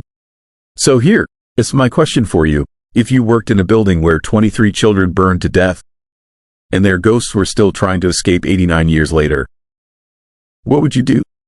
Would you try to help them find peace? Would you acknowledge their existence? Or would you just paint over their handprints and pretend nothing was wrong? Think carefully, because those children are still waiting, still watching, still hoping someone will finally unlock the doors and let them out. And maybe, just maybe, they waiting in your building too. Story 7, Dillingham Airport. As phantom takeoff, I watched a plane that does not exist take off from runway 20 at Dillingham Airport last Thursday night. The radar showed it climbing to 3,000 feet before it vanished from the screen exactly where Piper Navajo went down in 1979. I have been an air traffic controller for 22 years. I do not believe in ghosts, but I cannot explain what I saw, and I am not the first person to see it. Let me start with what you need to know about Dillingham. It is a small fishing town in southwest Alaska with about 2,500 people. The airport serves commercial flights, cargo runs, and bush pilots flying supplies to remote villages. I work the night shift 3 times a week, midnight to 8 in the morning. Most nights are quiet, maybe 2 or 3 flights total. The kind of work where you can read a book between radio calls. Boring, safe, predictable. Until it is not. The first time I heard about the Phantom takeoff was during my training 6 years ago. The guy who trained me was named Bill. He had been working at Dillingham for 30 years. He told me about the radar ghost like it was a joke. Said every few months the system picks up a plane taking off from runway 20 without clearance. No radio contact, no flight plan, just a blip on the screen that follows the exact same path every time. Heads northeast, then disappears right over the Nushagik River. Bill said it started happening in 1980, about 6 months after a commuter plane crashed in that exact spot. The Piper Navajo was carrying 8 people from Dillingham to King Salmon. Bad weather. The pilot should have waited for it to clear, but he had a schedule to keep. Witnesses heard the engine sputtering, saw the plane fighting to stay airborne. It went down in a stand of black spruce about 12 miles from the airport. No survivors. The wreckage burned for hours. I laughed when Bill told me the story. Wrote it off as airport folklore. Every tower has its ghost stories. Places where controllers swear they hear voices on dead frequencies. Runways where shadows move across the tarmac at night. I had heard dozens of them over the years. None of them were real. Just tired minds playing tricks in the dark. I figured the Dillingham Phantom was the same thing. A radar glitch that people had turned into a legend. Then I saw it myself. It was a Tuesday in October. Clear night. Temperature around 20 degrees. I was alone in the tower. The last flight had landed at 11:30. Everything was shut down for the night. I was doing paperwork when the radar alarm went off. Unauthorized takeoff. Runway 20. I looked at the screen. There it was. A target moving fast. Climbing. No transponder code. No radio contact. I grabbed the mic and called out. Asked the aircraft to identify itself. Nothing. Just static. I pulled up the airport cameras. Runway 20 was empty. The lights showed nothing but asphalt and snow. But the radar clearly showed an aircraft accelerating down that runway. I watched it lift off. Watched it climb. The speed and altitude data looked normal. Everything about it looked like a real plane except for one detail. The radar signature. It was labeled as a Piper Navajo. Tail number November 376 Delta Foxtrot. The same plane that crashed in '79. I felt my stomach drop. I called my supervisor. Told him what I was seeing. He was quiet for a long time. Then he told me to log it and move on. Said it happens sometimes. Said not to worry about it. His tone made it clear he did not want to discuss it further. So I logged it, filed it away, tried to forget about it. But I could not stop thinking about that radar signature. About the way it moved. About the fact that it disappeared at exactly 3,000 feet over the Nushagik River. Right where the real plane went down. I started digging through the archives. Old logbooks. Incident reports. I found records going back decades. The Phantom appeared 47 times since 1980. Always at night. Always between midnight and 4 in the morning. Always following the same flight path. Different controllers had logged it over the years. Some added notes. One controller in '93 wrote that he heard engine noise during the takeoff even though the cameras showed an empty runway. Another in 2006 reported seeing lights climbing into the sky that matched no aircraft on the ground. But the strangest entry came from 2012. A controller named Sarah Jennings wrote a detailed account of the night she saw the Phantom. She described hearing a voice on the emergency frequency. A male voice. Panicked. Calling mayday. Reporting engine failure and requesting emergency landing clearance. She gave him the clearance and waited. The radar showed the plane turning back toward the airport. Descending rapidly. She could hear the strain in the pilot's voice as he fought to control the aircraft. And then the signal vanished. The voice cut off mid-transmission. The radar target disappeared. She ran outside and looked up. Saw nothing but stars. Sarah quit 3 days later. Moved back to the lower 48. I tracked down her contact information and called her last month. She did not want to talk about it at first.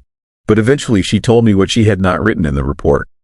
She said the voice on the radio was desperate, terrified, but also confused. The pilot kept saying things that did not make sense. He asked why his instruments were failing, asked why he could not see the ground, asked why everything looked wrong. And in his final transmission, right before the radio went dead, he said something that Sarah has never forgotten. He said it was not supposed to happen this way. He said he had already died. I did not sleep well after that conversation. I started dreading my night shifts. Started watching the radar with a sick sense of anticipation, waiting for it to happen again. It took 3 months. But it did happen. Last Thursday, I was reviewing weather data when the alarm sounded. Unauthorized takeoff. I looked at the screen. There it was, November 376 Delta Foxtrot, climbing out of runway 20. And this time I heard it, not on the radio, in the actual air, the sound of a twin-engine plane powering up, the roar of propellers, the whine of stressed metal. I ran to the window, looked out at the runway, empty, but I could hear it clearly, getting louder, moving. I watched the radar. The target was passing through 1,000 feet. The sound outside grew more intense, and then I saw something that made my blood freeze. Lights, red and green navigation lights, climbing into the sky right where the radar said the plane should be. Except there was no plane, just lights, moving through empty air, leaving no contrail, making no visible shape against the stars. I grabbed my phone and recorded it. The video shows nothing but darkness and distant lights from town, but the audio captured everything. The engine noise, the struggling sound of a plane fighting to stay aloft, and then a voice, faint but unmistakable, a man screaming. The sound cut off abruptly at the same moment the radar target vanished. 3,000 feet, exactly where it always disappears. I filed my report, attached the video. My supervisor called me into his office the next day. He told me to delete the recording. Told me that sharing it would violate FAA regulations and airport policy. He said the radar glitch was a known issue, something to do with old equipment and atmospheric conditions. He made it clear that if I wanted to keep my job, I needed to forget what I had seen and heard. So officially, I deleted it. But I made a backup first. I started researching the original crash. Found newspaper articles from '79. Interviewed people who remembered it. One old man told me something nobody had reported at the time. He said he heard the plane crash that night, heard the explosion, but then, about 20 minutes later, he heard it again. The exact same sound, the same engine noise, the same explosion. He ran outside both times. Only saw flames once. The second time there was nothing. He convinced himself he had imagined it, but he never forgot how identical the sounds were. Another person I talked to was the sister of one of the passengers. She told me something even stranger. She said her brother called her the night before the crash. Told her he had a bad feeling about the flight. Said he had been having vivid dreams about dying in a plane crash. But in the dreams, he kept reliving the same moment over and over. The plane taking off, climbing, the engine failing, the crash, and then starting again, taking off, climbing, failing, crashing. An endless loop he could not escape. I think I understand what is happening now. I think that plane has been trapped in some kind of replay since '79. Reliving its final flight over and over. Every few months it breaks through into our reality just enough for the radar to pick it up. For us to hear it. For the crew to scream into radios that connect to towers decades in the future. They are stuck in that moment of terror. That transition between life and death. And they cannot get out. But here's what terrifies me most. Last Thursday, when I watched that phantom takeoff, the radar showed something different. The flight path changed. For 40 years it has followed the exact same route. Runway 20, northeast, 3,000 feet, crash site. But Thursday night it deviated. Just slightly. The target turned 5 degrees south before it vanished. 5 degrees closer to the airport. Closer to where I was standing. And yesterday, another controller reported the same thing. The phantom appeared again. Less than a week since the last sighting. That has never happened before. The gaps are supposed to be months. And the flight path shifted again. Another few degrees toward the airport. Like it is trying to find its way back. Like whatever barrier keeps it trapped in that loop is weakening. And if it breaks through completely, if that plane full of people who have been dying for 45 years finally makes it back to Dillingham Airport, I do not know what will happen. But I know I do not want to be there when it lands. 3 other controllers have seen the recent sightings. We have started comparing notes quietly. The pattern is clear. The appearances are accelerating. The flight path is changing. And the radar signature is getting stronger. Clearer. More solid. Whatever is happening, it is building towards something. Something none of us want to witness. I have started requesting day shifts. Told my supervisor I need the schedule change for personal reasons. He approved it without questions. I think he knows why. I think everyone who works at Dillingham knows the truth even if nobody talks about it openly. That airport is haunted by 8 people who cannot accept that they died. And soon, very soon, they might find their way back. So let me ask you something. Have you ever been in an airport late at night and heard sounds that did not match any visible activity? Have you ever seen lights in the sky that moved like aircraft but left no trace? Have you ever felt like the past was trying to break through into the present? Because if you have, I need you to tell me in the comments. I need to know if this is happening in other places. I need to know if there are other flights trapped in eternal loops. And I need to know if anyone has ever seen what happens when a ghost plane finally completes its landing. What would you do if you were working alone in a control tower and saw a November 376 Delta Foxtrot requesting permission to land? Story 8. Bus that still runs. What would you do if an old yellow school bus passed you on a deserted road at midnight, its windows completely frosted over, and when you looked in your rearview mirror you saw small hands pressed against that frost from the inside? Dozens of them, all trying to get out. What would you do if you followed that bus for 30 miles only to watch it drive straight off a bridge into a frozen river and disappear without a splash, without a sound, like it had never existed at all? My name is Carl Henderson. I am 48 years old. I work as a medical supply courier, and my route takes me through some of the most isolated roads in Alaska. The McCarthy Road is 60 miles of gravel and dirt cutting through absolute wilderness. No cell service, no gas stations, no lights, just you in the darkness and whatever else decides to use that road at night. I've driven the McCarthy Road hundreds of times over the past 12 years. Never had problems. Never saw anything unusual until February 11th, when I learned that some vehicles keep running long after they should have stopped. Long after their engines died and their passengers were buried. Long after everyone forgot they ever existed. I was making a late delivery to McCarthy. Left Chitina around 11:30 p.m. The road was empty. Fresh snow on the ground. Temperature around zero. My headlights cut through the darkness, illuminating nothing but trees and snow and the occasional reflective marker. The kind of drive where your mind wanders, where you start seeing shapes in the shadows that aren't really there. Except this time, the shape was real. I first saw the bus at mile marker 23. It appeared in my rearview mirror, headlights cutting through the darkness behind me. Getting closer, I pulled to the right to let it pass. The McCarthy Road is narrow. Only one real lane in most places. You have to cooperate with oncoming traffic. The bus came up fast. Too fast for the conditions. It pulled alongside me. An old school bus. Yellow paint faded and rusted. The windows were completely frosted over. Thick white frost covering every pane of glass. But through that frost, I could see shadows. Movement. People inside. The bus passed me. I watched it pull ahead. Something about it felt wrong. Not just wrong. Impossible. School buses don't to run the McCarthy Road. Especially not at midnight. Especially not ancient buses that looked like they should have been scrapped decades ago. I sped up. Tried to get a better look. Tried to see the license plate. The bus stayed ahead of me. Maintaining distance. Its brake lights would flash occasionally. Red lights reflecting off the snow. But I could never quite catch up. Then I saw the hands. Small hands, pressed against the frosted windows from inside. Dozens of them, all along the length of the bus. Palm prints, finger marks, like children pressing their hands against the glass. Trying to be seen, trying to get out. My stomach dropped. Something was very wrong. I flashed my high beams. Tried to signal the bus. No response. It just kept driving. Those small hands kept pressing against the frost. And the bus kept moving forward with a purpose. A destination. I followed it for miles. Couldn't let it out of my sight. Couldn't shake the feeling that something terrible was happening. That those children were in danger. That I needed to do something. Help somehow. At mile marker 47, the bus started slowing down. I slowed down too. Maintaining distance. We were approaching the Tuscaloosa River Bridge. An old steel bridge spanning a deep gorge. The river far below. Frozen solid in winter. The bus reached the bridge. Started across. I followed. My headlights illuminated the bus, its rusted rear bumper. The emergency door. The exhaust pipe spewing black smoke. And those hands. Still pressing. Still trying to escape. Halfway across the bridge, the bus veered right. Slowly. Deliberately. It drove straight through the guardrail. The metal tore away like paper. The bus went over the edge. I slammed on my brakes. Skidded to a stop right at the broken guardrail. I jumped out of my van. Ran to the edge. Looked down into the darkness. Expected to see the bus crashed on the ice. Expected to see wreckage. Bodies. Something. Nothing.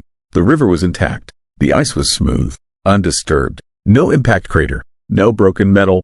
No bus. Just pristine frozen surface reflecting the moonlight. Like nothing had fallen at all. I stood there for 10 minutes. Staring down. Trying to understand. The guardrail was destroyed. The metal was bent outward. Fresh damage. Something had definitely gone through. But there was no bus. No evidence of a crash. Just empty ice. I drove the rest of the way to McCarthy in shock. Delivered my supplies. The woman at the clinic noticed my shaking hands. Asked if I was okay. I told her what I'd seen. She went pale. Asked me to describe the bus. I told her everything. The yellow paint. The frosted windows. The small hands, the way it drove off the bridge. She led me to a back office, pulled out an old newspaper clipping from a file cabinet, handed it to me without saying anything. The article was from March 1982. The headline read, "School bus crashes through ice on McCarthy Road, 15 children dead." I read the article with numb fingers. On March 8, 1982, a school bus carrying 15 children from McCarthy to Chitina had crashed through the ice on the Tuscaloosa River. The bus had been crossing the frozen river at a ford before the bridge was built. The ice had given way. The bus had plunged through, sank in seconds. The driver and all 15 children had drowned. Trapped in the bus, the vehicle wasn't recovered for 6 days. When they finally pulled it out, they found all 16 bodies still inside. The children still in their seats, some with their hands pressed against the windows, trying to break through, trying to escape. The woman told me drivers report seeing the bus regularly. Always at night, always on the McCarthy Road. It appears, drives the route. Sometimes it passes people, sometimes people pass it, but it always ends the same way. The bus reaches the bridge where the ford used to be, drives off, disappears, reenacting its final journey over and over. Those 15 children still trapped, still trying to get home, still pressing their hands against the frost-covered windows. I asked her why no one talks about it. Why there's no warning. She said people do talk about it. Locals know, but outsiders never believe them until they see it themselves. And most people who see it convince themselves it was fatigue, a trick of the light. Anything but the truth. I drove back to Chitina that same night. Couldn't to stay in McCarthy. Couldn't to sleep. Had to get off the McCarthy Road. Had to get away from that bridge. From the image of those small hands pressing against the frost. From the knowledge that 15 children were still making that journey. Still trapped in that moment of terror when the ice broke and the water rushed in and they realized they weren't going to make it home. But the bus found me again, 20 miles outside McCarthy. It appeared behind me, headlights in my rearview mirror.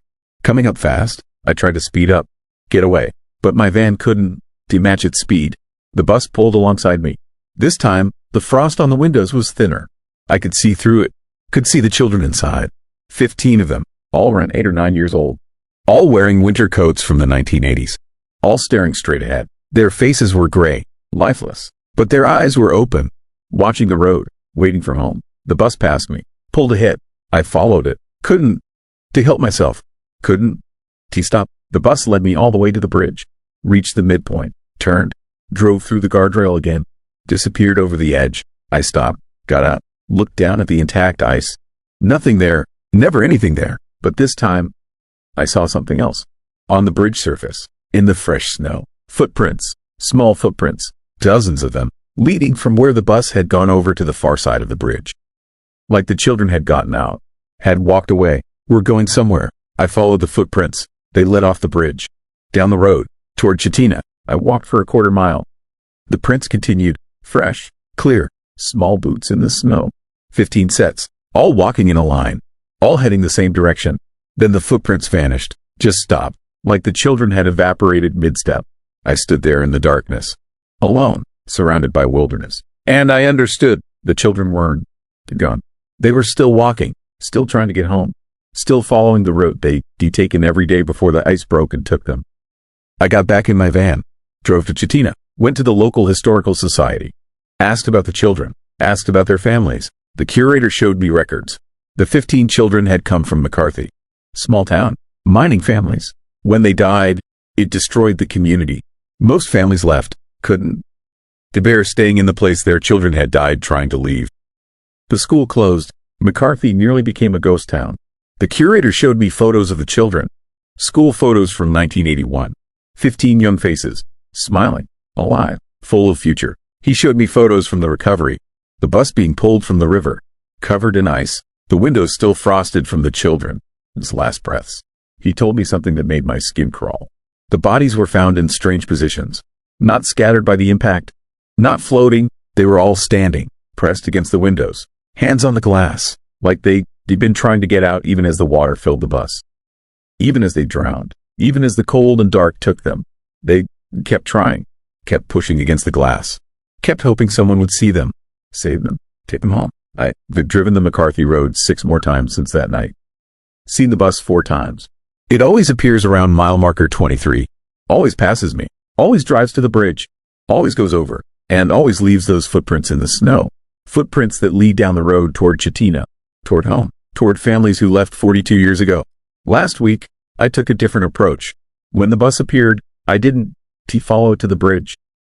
I drove ahead, fast, got to the bridge before the bus arrived, parked, got out, stood in the middle of the road, waited. The bus came around the corner, headlights illuminating me. It slowed down, stopped, 15 feet away, the engine idling, black smoke puffing from the exhaust, the frost on the windows glowing white in my headlights. I walked toward it, slowly, hands visible, non-threatening. I reached the front of the bus, looked through the windshield. The driver, his seat was empty. No one at the wheel. But I could see the children in the seats behind. All 15, sitting, staring forward, waiting. I walked along the side of the bus, looked at each frosted window, at each small hand pressed against the glass. I stopped at each window, made eye contact with each child, let them see me, let them know I saw them, that I knew what had happened, that I remembered. When I reached the back of the bus, I heard something. Faint, distant, children singing, a song I recognized, a simple melody, the kind kids sing on bus rides. Something about going home, about seeing families, about being safe. The singing faded. The bus started moving, pulled away from me, drove to the midpoint of the bridge. But this time, it didn't turn, didn't drive through the guardrail. It just stopped, sat there, idling. The frost on the windows began to melt. Slowly, water running down the glass in streams. And through the clearing windows, I saw the children. Still sitting, still waiting, but now they were looking at me. All 15, their gray faces turned in my direction, their dead eyes fixed on me. Then the bus faded, became translucent, transparent, gone, just empty road and darkness. The singing stopped, the engine sound ceased. Nothing remained but the bridge and the night and me standing there trying to process what I had witnessed. I haven't seen the bus since. I've driven the McCarthy Road 8 times in the past week. Made excuses to run supplies, made extra trips, but the bus hasn't appeared. The road stays empty. Whatever was driving that bus, whatever was keeping those children trapped in their final journey, something changed that night. When I stopped, when I looked, when I acknowledged them, maybe that is all they needed. Not rescue, not salvation, just recognition, just someone to stop and see them, to remember that 15 children died on that road, that they were real, that they mattered, that their deaths weren't just a tragic footnote in Alaska history, but an ongoing trauma that needed to be witnessed. Or maybe the bus is still running, still passing other drivers, still reenacting that terrible crash, still carrying 15 children who will never get home. Maybe I just can't see it anymore. Maybe it only appears to people who who need to learn, who need to stop and remember. I don't know which is worse. The thought that those children are finally at peace, or the thought that they still out there, still riding that bus through the darkness, still pressing their hands against the frosted windows, still hoping someone will see them and understand what it means to be trapped forever in the moment of your death. So here is my question for you. If you were driving alone on an isolated road at midnight and an impossible bus passed you, filled with the ghosts of children who died decades ago, would you follow it? Would you stop and look? Would you acknowledge what you saw? Or would you convince yourself it was nothing, drive away, and let those children continue their endless journey alone and forgotten? Think carefully before you answer, because somewhere in Alaska tonight, that bus is still running. Those children are still riding, and we're still waiting for someone to see them, to remember them, to finally let them go home. Story 9. On Alaska graveyard shift, I saw Marcus standing at the processing line 3 weeks after we buried him. His skin had that blue-gray color you only see on bodies pulled from freezing water. Frost covered his eyebrows and beard. He was gutting pollock with the same mechanical precision he had used for 15 years. And he was looking right at me. I have worked the graveyard shift at the Unalaska fish processing plant for 8 years. I thought I had seen everything this job could throw at me. But nothing prepared me for watching dead men work. You need to understand something about Unalaska before I explain what has been happening. It sits on an island in the Aleutian chain, about 800 miles southwest of Anchorage. Population around 4,500. Most of us work in the fishing industry. The processing plant operates 24/7 during peak season. We handle millions of pounds of fish every week. The work is brutal, cold, wet, dangerous. People get hurt. Sometimes people die. The ocean does not care how careful you are. Marcus died on a Tuesday in January. Fell overboard during a storm while transferring catch from a trawler to the dock. The water temperature was 34 degrees. He was wearing full gear, but the current pulled him under. They found his body 2 days later washed up on the rocks near Bunker Hill.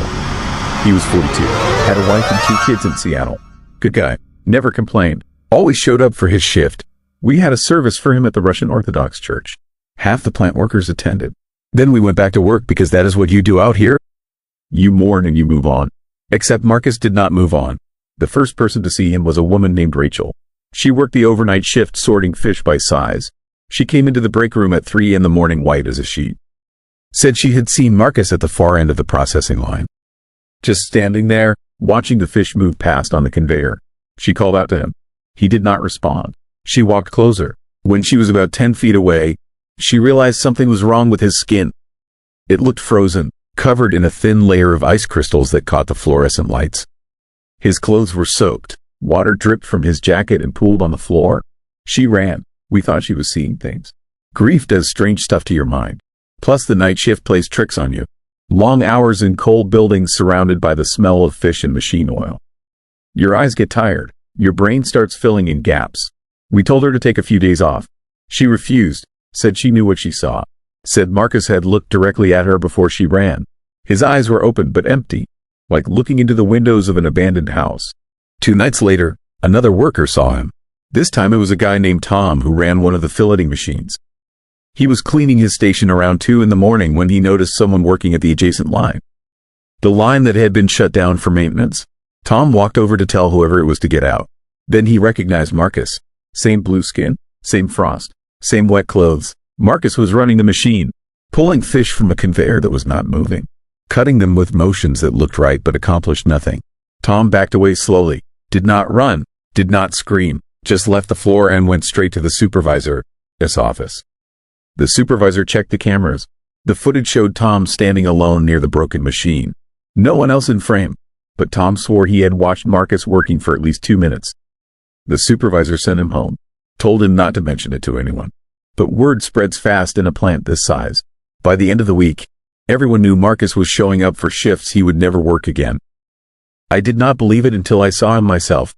I was doing my rounds checking the freezer units when I spotted him through the window of the blast freezer.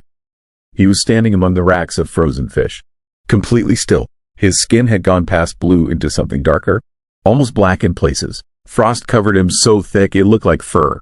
But his eyes were moving, tracking me as I stood there. I tried the door handle. It was locked from the inside. I radioed maintenance. By the time they arrived, Marcus was gone. But the temperature inside the freezer had dropped 15 degrees below its normal setting. And there were wet footprints leading from the center of the room to the door. Footprints that did not match any pattern our workers used. After that, the sightings increased.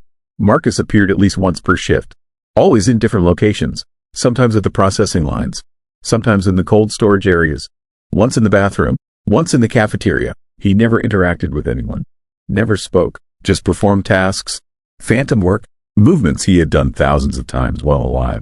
And every time he appeared, something went wrong. The pattern became clear fast. Rachel saw him on a Wednesday. An hour later, a conveyor belt malfunctioned and sent 300 pounds of fish crashing to the floor. Tom saw him on Friday. The next morning, one of the filleting machines caught fire. When I saw him in the freezer, the entire refrigeration system failed that night. Cost the company $50,000 in spoiled product. The safety officer tried to claim it was coincidence. Nobody believed him. Then the accident started getting worse. A worker named James saw Marcus standing behind him in the reflection of a stainless steel tank. Turned around. Nobody there. 2 hours later, James slipped on the wet floor and broke his leg in 3 places. A woman named Linda reported Marcus walking past her in a hallway. She felt cold air as he passed. That same shift, an overhead crane dropped its load 6 feet from where she was standing. Could have killed her. Management tried everything. They brought in a priest to bless the building, hired safety consultants to review procedures, installed new cameras everywhere. Nothing helped. Marcus kept appearing, and every appearance brought disaster.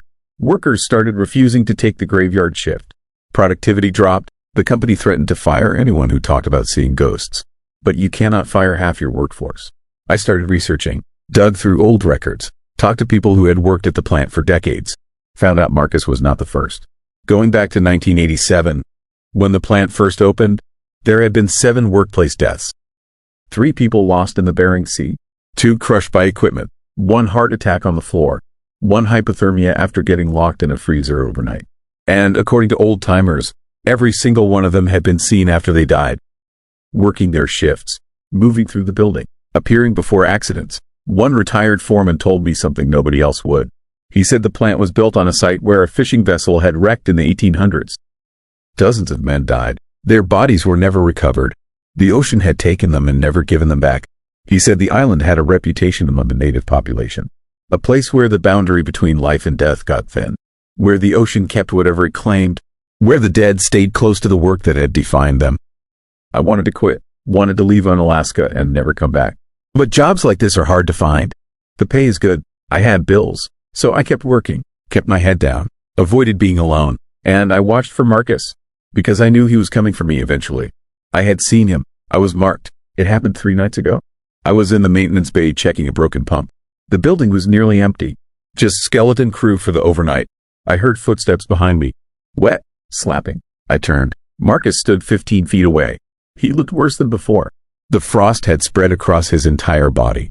His clothes hung in frozen shreds. Chunks of ice were embedded in his skin. His lips had pulled back from his teeth. And his eyes. God, his eyes were looking at me but seeing something else. Something far away. Somewhere cold and dark and final. He raised his hand, pointed at me. His mouth moved. No sound came out but I could read his lips. He was saying my name. Over and over. I could not move. Could not breathe. The temperature in the room dropped so fast I could see my breath turning to ice crystals in the air. The lights flickered. The pump I had been working on started rattling. Metal grinding against metal. I knew it was coming. Whatever mechanism Marcus represented, whatever warning system the dead used, it was telling me I was next. The pump exploded. Hydraulic fluid sprayed everywhere. A piece of shrapnel the size of my hand flew past my head so close I felt the air move. If I had been standing 2 feet to the left, it would have taken my skull off. I hit the floor, covered my head. When I looked up, Marcus was gone. But the cold remained, and I could still smell him. Salt water and decay and something else. Something that smelled like the bottom of the ocean. I filed an incident report. Said the pump failed due to pressure buildup. Did not mention Marcus. Did not mention the cold or the warning or any of it. But I put in my 2 weeks notice the next day. My supervisor tried to talk me out of it. Offered me a raise, better hours. I told him I was done. He looked at me for a long time. Then he said something I will never forget. He said nobody quits the plant unless they see Marcus point at them. He said that was the sign you were marked. That the island had chosen you. That the ocean was getting ready to take what belonged to it. I have 6 days left on my notice. I'm counting every hour. Sleeping with the lights on. Avoiding the water. Staying away from the docks. Because I know Marcus was not warning me about the pump. He was warning me about something bigger. Something that has not happened yet. And when it does, I will join him. Walking the processing lines in the middle of the night. Covered in frost. Watching the living with empty eyes. Waiting to warn the next person marked for death. 2 other workers have seen him point in the last week. One quit immediately. The other laughed it off. Said it was nonsense. Said he was not scared of ghost stories. Yesterday he fell off a dock and went into the water. They pulled him out after 90 seconds. He survived. But now his skin has that blue tint. That cold look. And last night, someone saw him standing at the processing line during graveyard shift. Working. Moving like Marcus. Like all the others who could not leave this place even after death took them. I am leaving on Alaska in 6 days. Getting on a plane and never looking back. But I have started seeing things in reflections. Movements in windows. Shapes in the steam from hot water hitting cold floors. And every night, I dream about the ocean. About sinking into black water. About the cold seeping into my bones. About working in the plant forever. Sorting fish that are not there. Operating machines that do not run. Watching the living with eyes that see nothing. So let me ask you this. Have you ever worked a night shift where you saw someone who should not be there? Have you ever felt cold for no reason in a place where death happened? Have you ever been warned by something that had no business warning you? Because if you have, I need you to tell me in the comments. I need to know if this happens in other places. I need to know if the dead work night shifts everywhere or if it is just here. And I need to know if anyone has ever escaped after being marked. What would you do if you saw a dead coworker point at you in an empty room at 3 in the morning? Story 10. Tunnel that remembers what happens when you re-driving through the longest highway tunnel in North America, completely alone, and frozen handprints start appearing on the inside of your windows? Not from condensation, not from the cold, actual handprints, small ones, pressing against the glass from inside your locked car. And then you hear the screaming. My name is Thomas Martinez. I am 46 years old. I work as a freight coordinator in Anchorage, and twice a month I drive to Whittier through the Anton Anderson Memorial Tunnel. It is a 2.5-mile tunnel carved through a mountain. The only road access to Whittier. It is narrow, dark, cold, and for the last 3 weeks, something has been riding in my truck with me. Something that leaves frozen handprints on my windows and screams in a voice that sounds like drowning. I need to tell someone what is happening before I lose my mind completely. Before I refuse to go through that tunnel again and lose my job. Before whatever is in there decides that handprints and screams aren't enough anymore. The first time it happened was January 23rd Road. I made the Whittier run hundreds of times. The tunnel doesn't bother me. Some drivers hate it.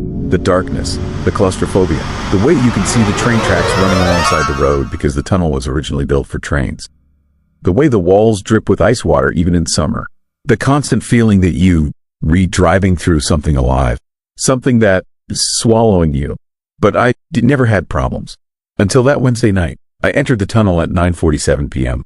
Late run. Storm had delayed me. The tunnel operates on a schedule. One direction at a time. You wait at the portal until the light turns green. Then you have a window to get through before they reverse traffic. That night, I was the only vehicle entering from the Whittier side. Just me and 2.5 miles of darkness. The temperature dropped the moment I entered. Not gradually, instantly. My breath started fogging even though I had the heat running full blast. I could see ice crystals forming on the inside of my windshield. I cranked the defroster higher. It didn't help. The frost kept spreading. Then I heard it, a sound like wind, but I was inside a tunnel. Inside my truck, there shouldn't be wind. The sound grew louder, not wind, breathing, heavy, wet breathing, like someone who'd been running or drowning, coming from my back seat. I glanced in the rearview mirror. Nothing there, just boxes and equipment, but the breathing continued, and the temperature kept dropping. My dashboard showed it was 32 degrees inside the cab. The heater was maxed out, 32 degrees and falling. That is when the handprint appeared on my passenger window. A small handprint, child-sized, pressing against the glass from the inside. The print was made of frost. Perfect detail. Every line, every crease, like a hand had pressed against the window and left its mark in ice. I jerked the wheel, nearly hit the tunnel wall, steadied myself, looked at the window. The print was still there. Then another appeared, same size, right next to the first. Then another on my rear window. Then another, hands pressing against every window in my truck. From the inside, covering the glass in frozen prints. And the breathing turned into screaming. High-pitched, terrified, multiple voices. Children. Yes, voices. Screaming like they were trapped. Like they were dying. The sound filled my truck. So loud I couldn't focus. I pressed the gas pedal down. Needed to get out of that tunnel. Needed to reach daylight. The screaming followed me for the entire 2.5 miles. The handprints kept appearing.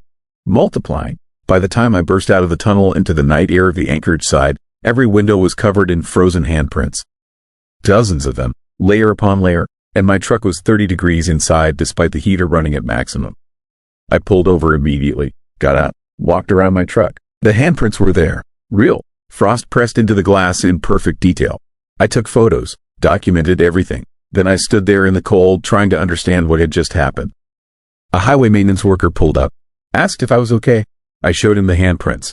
He went pale, asked me if I heard the screaming.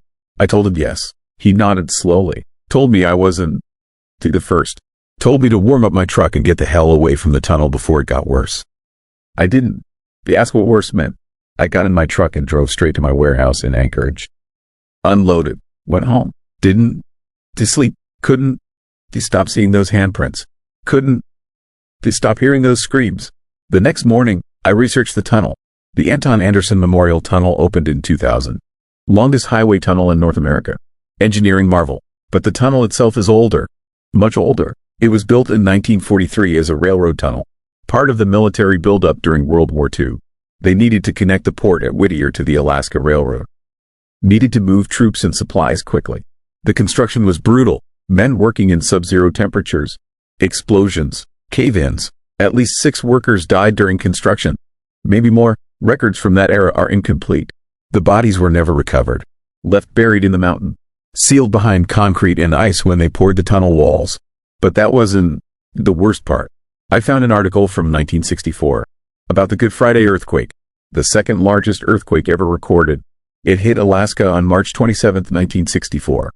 Magnitude 9.2, devastated Anchorage, destroyed huge sections of coastal communities, and it triggered a massive tsunami that hit Whittier directly. The wave was over 40 feet tall. It struck at night. Many people in Whittier didn't have time to evacuate. 13 people died, most of them in a building near the waterfront.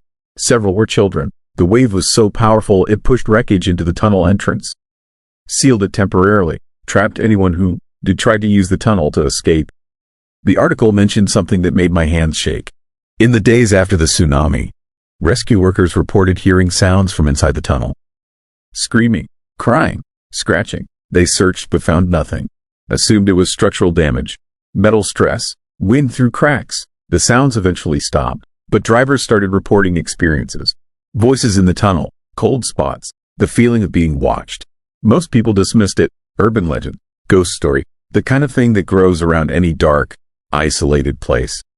I convinced myself the article explained everything. Suggestion, my subconscious creating experiences based on stories I heard. I was stressed, tired. The cold had created unusual frost patterns that my brain interpreted as handprints.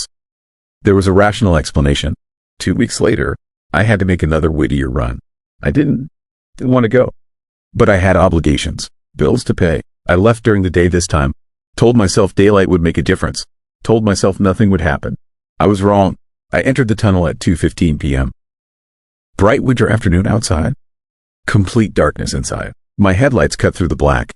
I could see ice on the tunnel walls. Stalactites hanging from the ceiling. The train tracks running parallel to the road. Everything normal. Everything as it should be. Then the temperature dropped, just like before. Frost spreading across my windows. And the breathing started. Wet, labored, coming from everywhere and nowhere. I gripped the steering wheel. Kept driving. Tried to ignore it. The first handprint appeared on my windshield. Directly in my line of sight. Small, frozen, pressing against the glass from inside. I couldn't see through it. Couldn't see the road. I hit my wipers. They scraped across the frost, but the print remained. Frozen solid into the glass. More prints appeared, covering my windshield, my side windows, my rear window, all small, all children, whose hands, all pressing from inside my locked truck. And the screaming started, louder than before, more desperate, more terrified. I could make out words this time. Help us, please help us, let us out. So cold, so dark, can to breathe, can to breathe. The voices overlapped, dozens of them, all children, all screaming, all begging. I couldn't see the road anymore. The handprints covered everything. I was driving blind through the darkness. I slowed down, followed the feeling of the road beneath my tires. The screaming grew louder. The temperature dropped to 20 degrees. My breath came out in white clouds so thick I could barely see the dashboard. Then I felt it, a hand on my shoulder. Small, cold, gripping me. I looked down, saw nothing, but I felt it, felt the fingers digging into my jacket, felt the desperate strength, the hand of someone drowning, someone reaching for anything to hold on to. I panicked, accelerated. The truck fishtailed. I fought for control. The screaming reached a fever pitch. The handprints multiplied. The hand on my shoulder gripped tighter. And through the frost and darkness, I saw something ahead. Movement. Figures. Standing on the roadside in the tunnel. Small figures. Children. Watching me pass. They were translucent. Made of ice and shadow. But I could see their faces. Terrified faces. Mouths open in silent screams. Arms reaching toward my truck. Trying to get in. Trying to escape. Trying to be saved. I burst out of the tunnel going 60 miles an hour. Didn't slow down until I was 5 miles away. Pulled over. Shaking. The handprints were still on my windows. The temperature was still dropping inside my cab. And when I looked at my jacket, I could see the marks. 5 small fingerprints pressed into the fabric, frozen solid, like someone with ice-cold hands had grabbed me and refused to let go. I went to the police, showed them the photos, the handprints, the frozen marks on my jacket. They took a report, but I could see the skepticism in their eyes. One officer, an older woman named Janet, pulled me aside. She said she'd driven through that tunnel for 20 years. She heard the stories, experienced things herself. She told me to stop going through. Find another job if I had to, because the tunnel was getting worse. The tunnel remembers the dead, she said. The workers who died building it. The people who drowned trying to escape the tsunami. Every person who died in that mountain. The tunnel holds on to them, traps them, and now they reaching out, trying to get anyone who passes through to help them, to acknowledge them, to save them from being forgotten in the darkness. Janet told me about other drivers, people who had gone through multiple times, each experience worse than the last. The handprints appearing faster, the screaming getting louder, the temperature dropping lower. Some drivers reported seeing the figures inside their vehicles, sitting in the back seat, standing in the cargo area. Always children, always frozen, always reaching. One driver crashed his truck inside the tunnel last year, drove straight into the wall. When they pulled him out, he was hypothermic despite the heater running. His truck was 30 below inside, every window covered in handprints. He kept screaming that they wouldn't let him go, that they wanted him to stay, that the tunnel wanted to keep him. He doesn't to drive anymore. Moved to Texas, refuses to talk about what happened. I made my last run through the tunnel 3 days ago. I had no choice. Contract obligation. I went through at midnight. The screaming started before I even entered. I could hear it from outside, echoing from the tunnel mouth, calling me in. The handprints appeared instantly. The temperature dropped to 10 degrees. The figures were everywhere, lining the tunnel walls, standing in the road, all reaching for my truck, all begging silently, and the hand on my shoulder was back, gripping so hard it hurt, pulling me, trying to stop the truck, trying to make me stay. I made it through, barely, but when I got home and looked at my shoulder in the mirror, I saw bruises. 5 perfect fingerprints, bruised deep into my skin, from a hand I couldn't see, from someone who died decades ago, from someone the tunnel won, release. I quit my job yesterday, told them I can't do the Whittier run anymore. They can fire me if they want. I done. To care. I am not going through that tunnel again, because I know what happens to people who keep going through, who ignore the warnings, who think they can outlast whatever is in there. The tunnel claims them, adds them to its collection, makes them part of the darkness, part of the cold, part of the endless screaming that nobody wants to acknowledge. So here is my question for you. If you had to drive through that tunnel, knowing what is inside, knowing that frozen hands would press against your windows and voices would scream in your ears and something cold would grab your shoulder and refuse to let go, would you do it? Would you risk becoming one more voice in the darkness? One more handprint on someone else's window? Or would you find another route? No matter how long, no matter how inconvenient, just to avoid driving through that mountain where the dead refuse to rest and the tunnel never forgets. Thank you for visiting to Midnight Whisper Stories. I am the creator of this channel, where every dark story is designed to help you escape the noise of the day and immerse yourself in a world that spark your imagination. I write every script, design every image, hear voice actors to bring my stories to life, and edit everything myself. So sit back, relax, and let the whispers of the night guide you.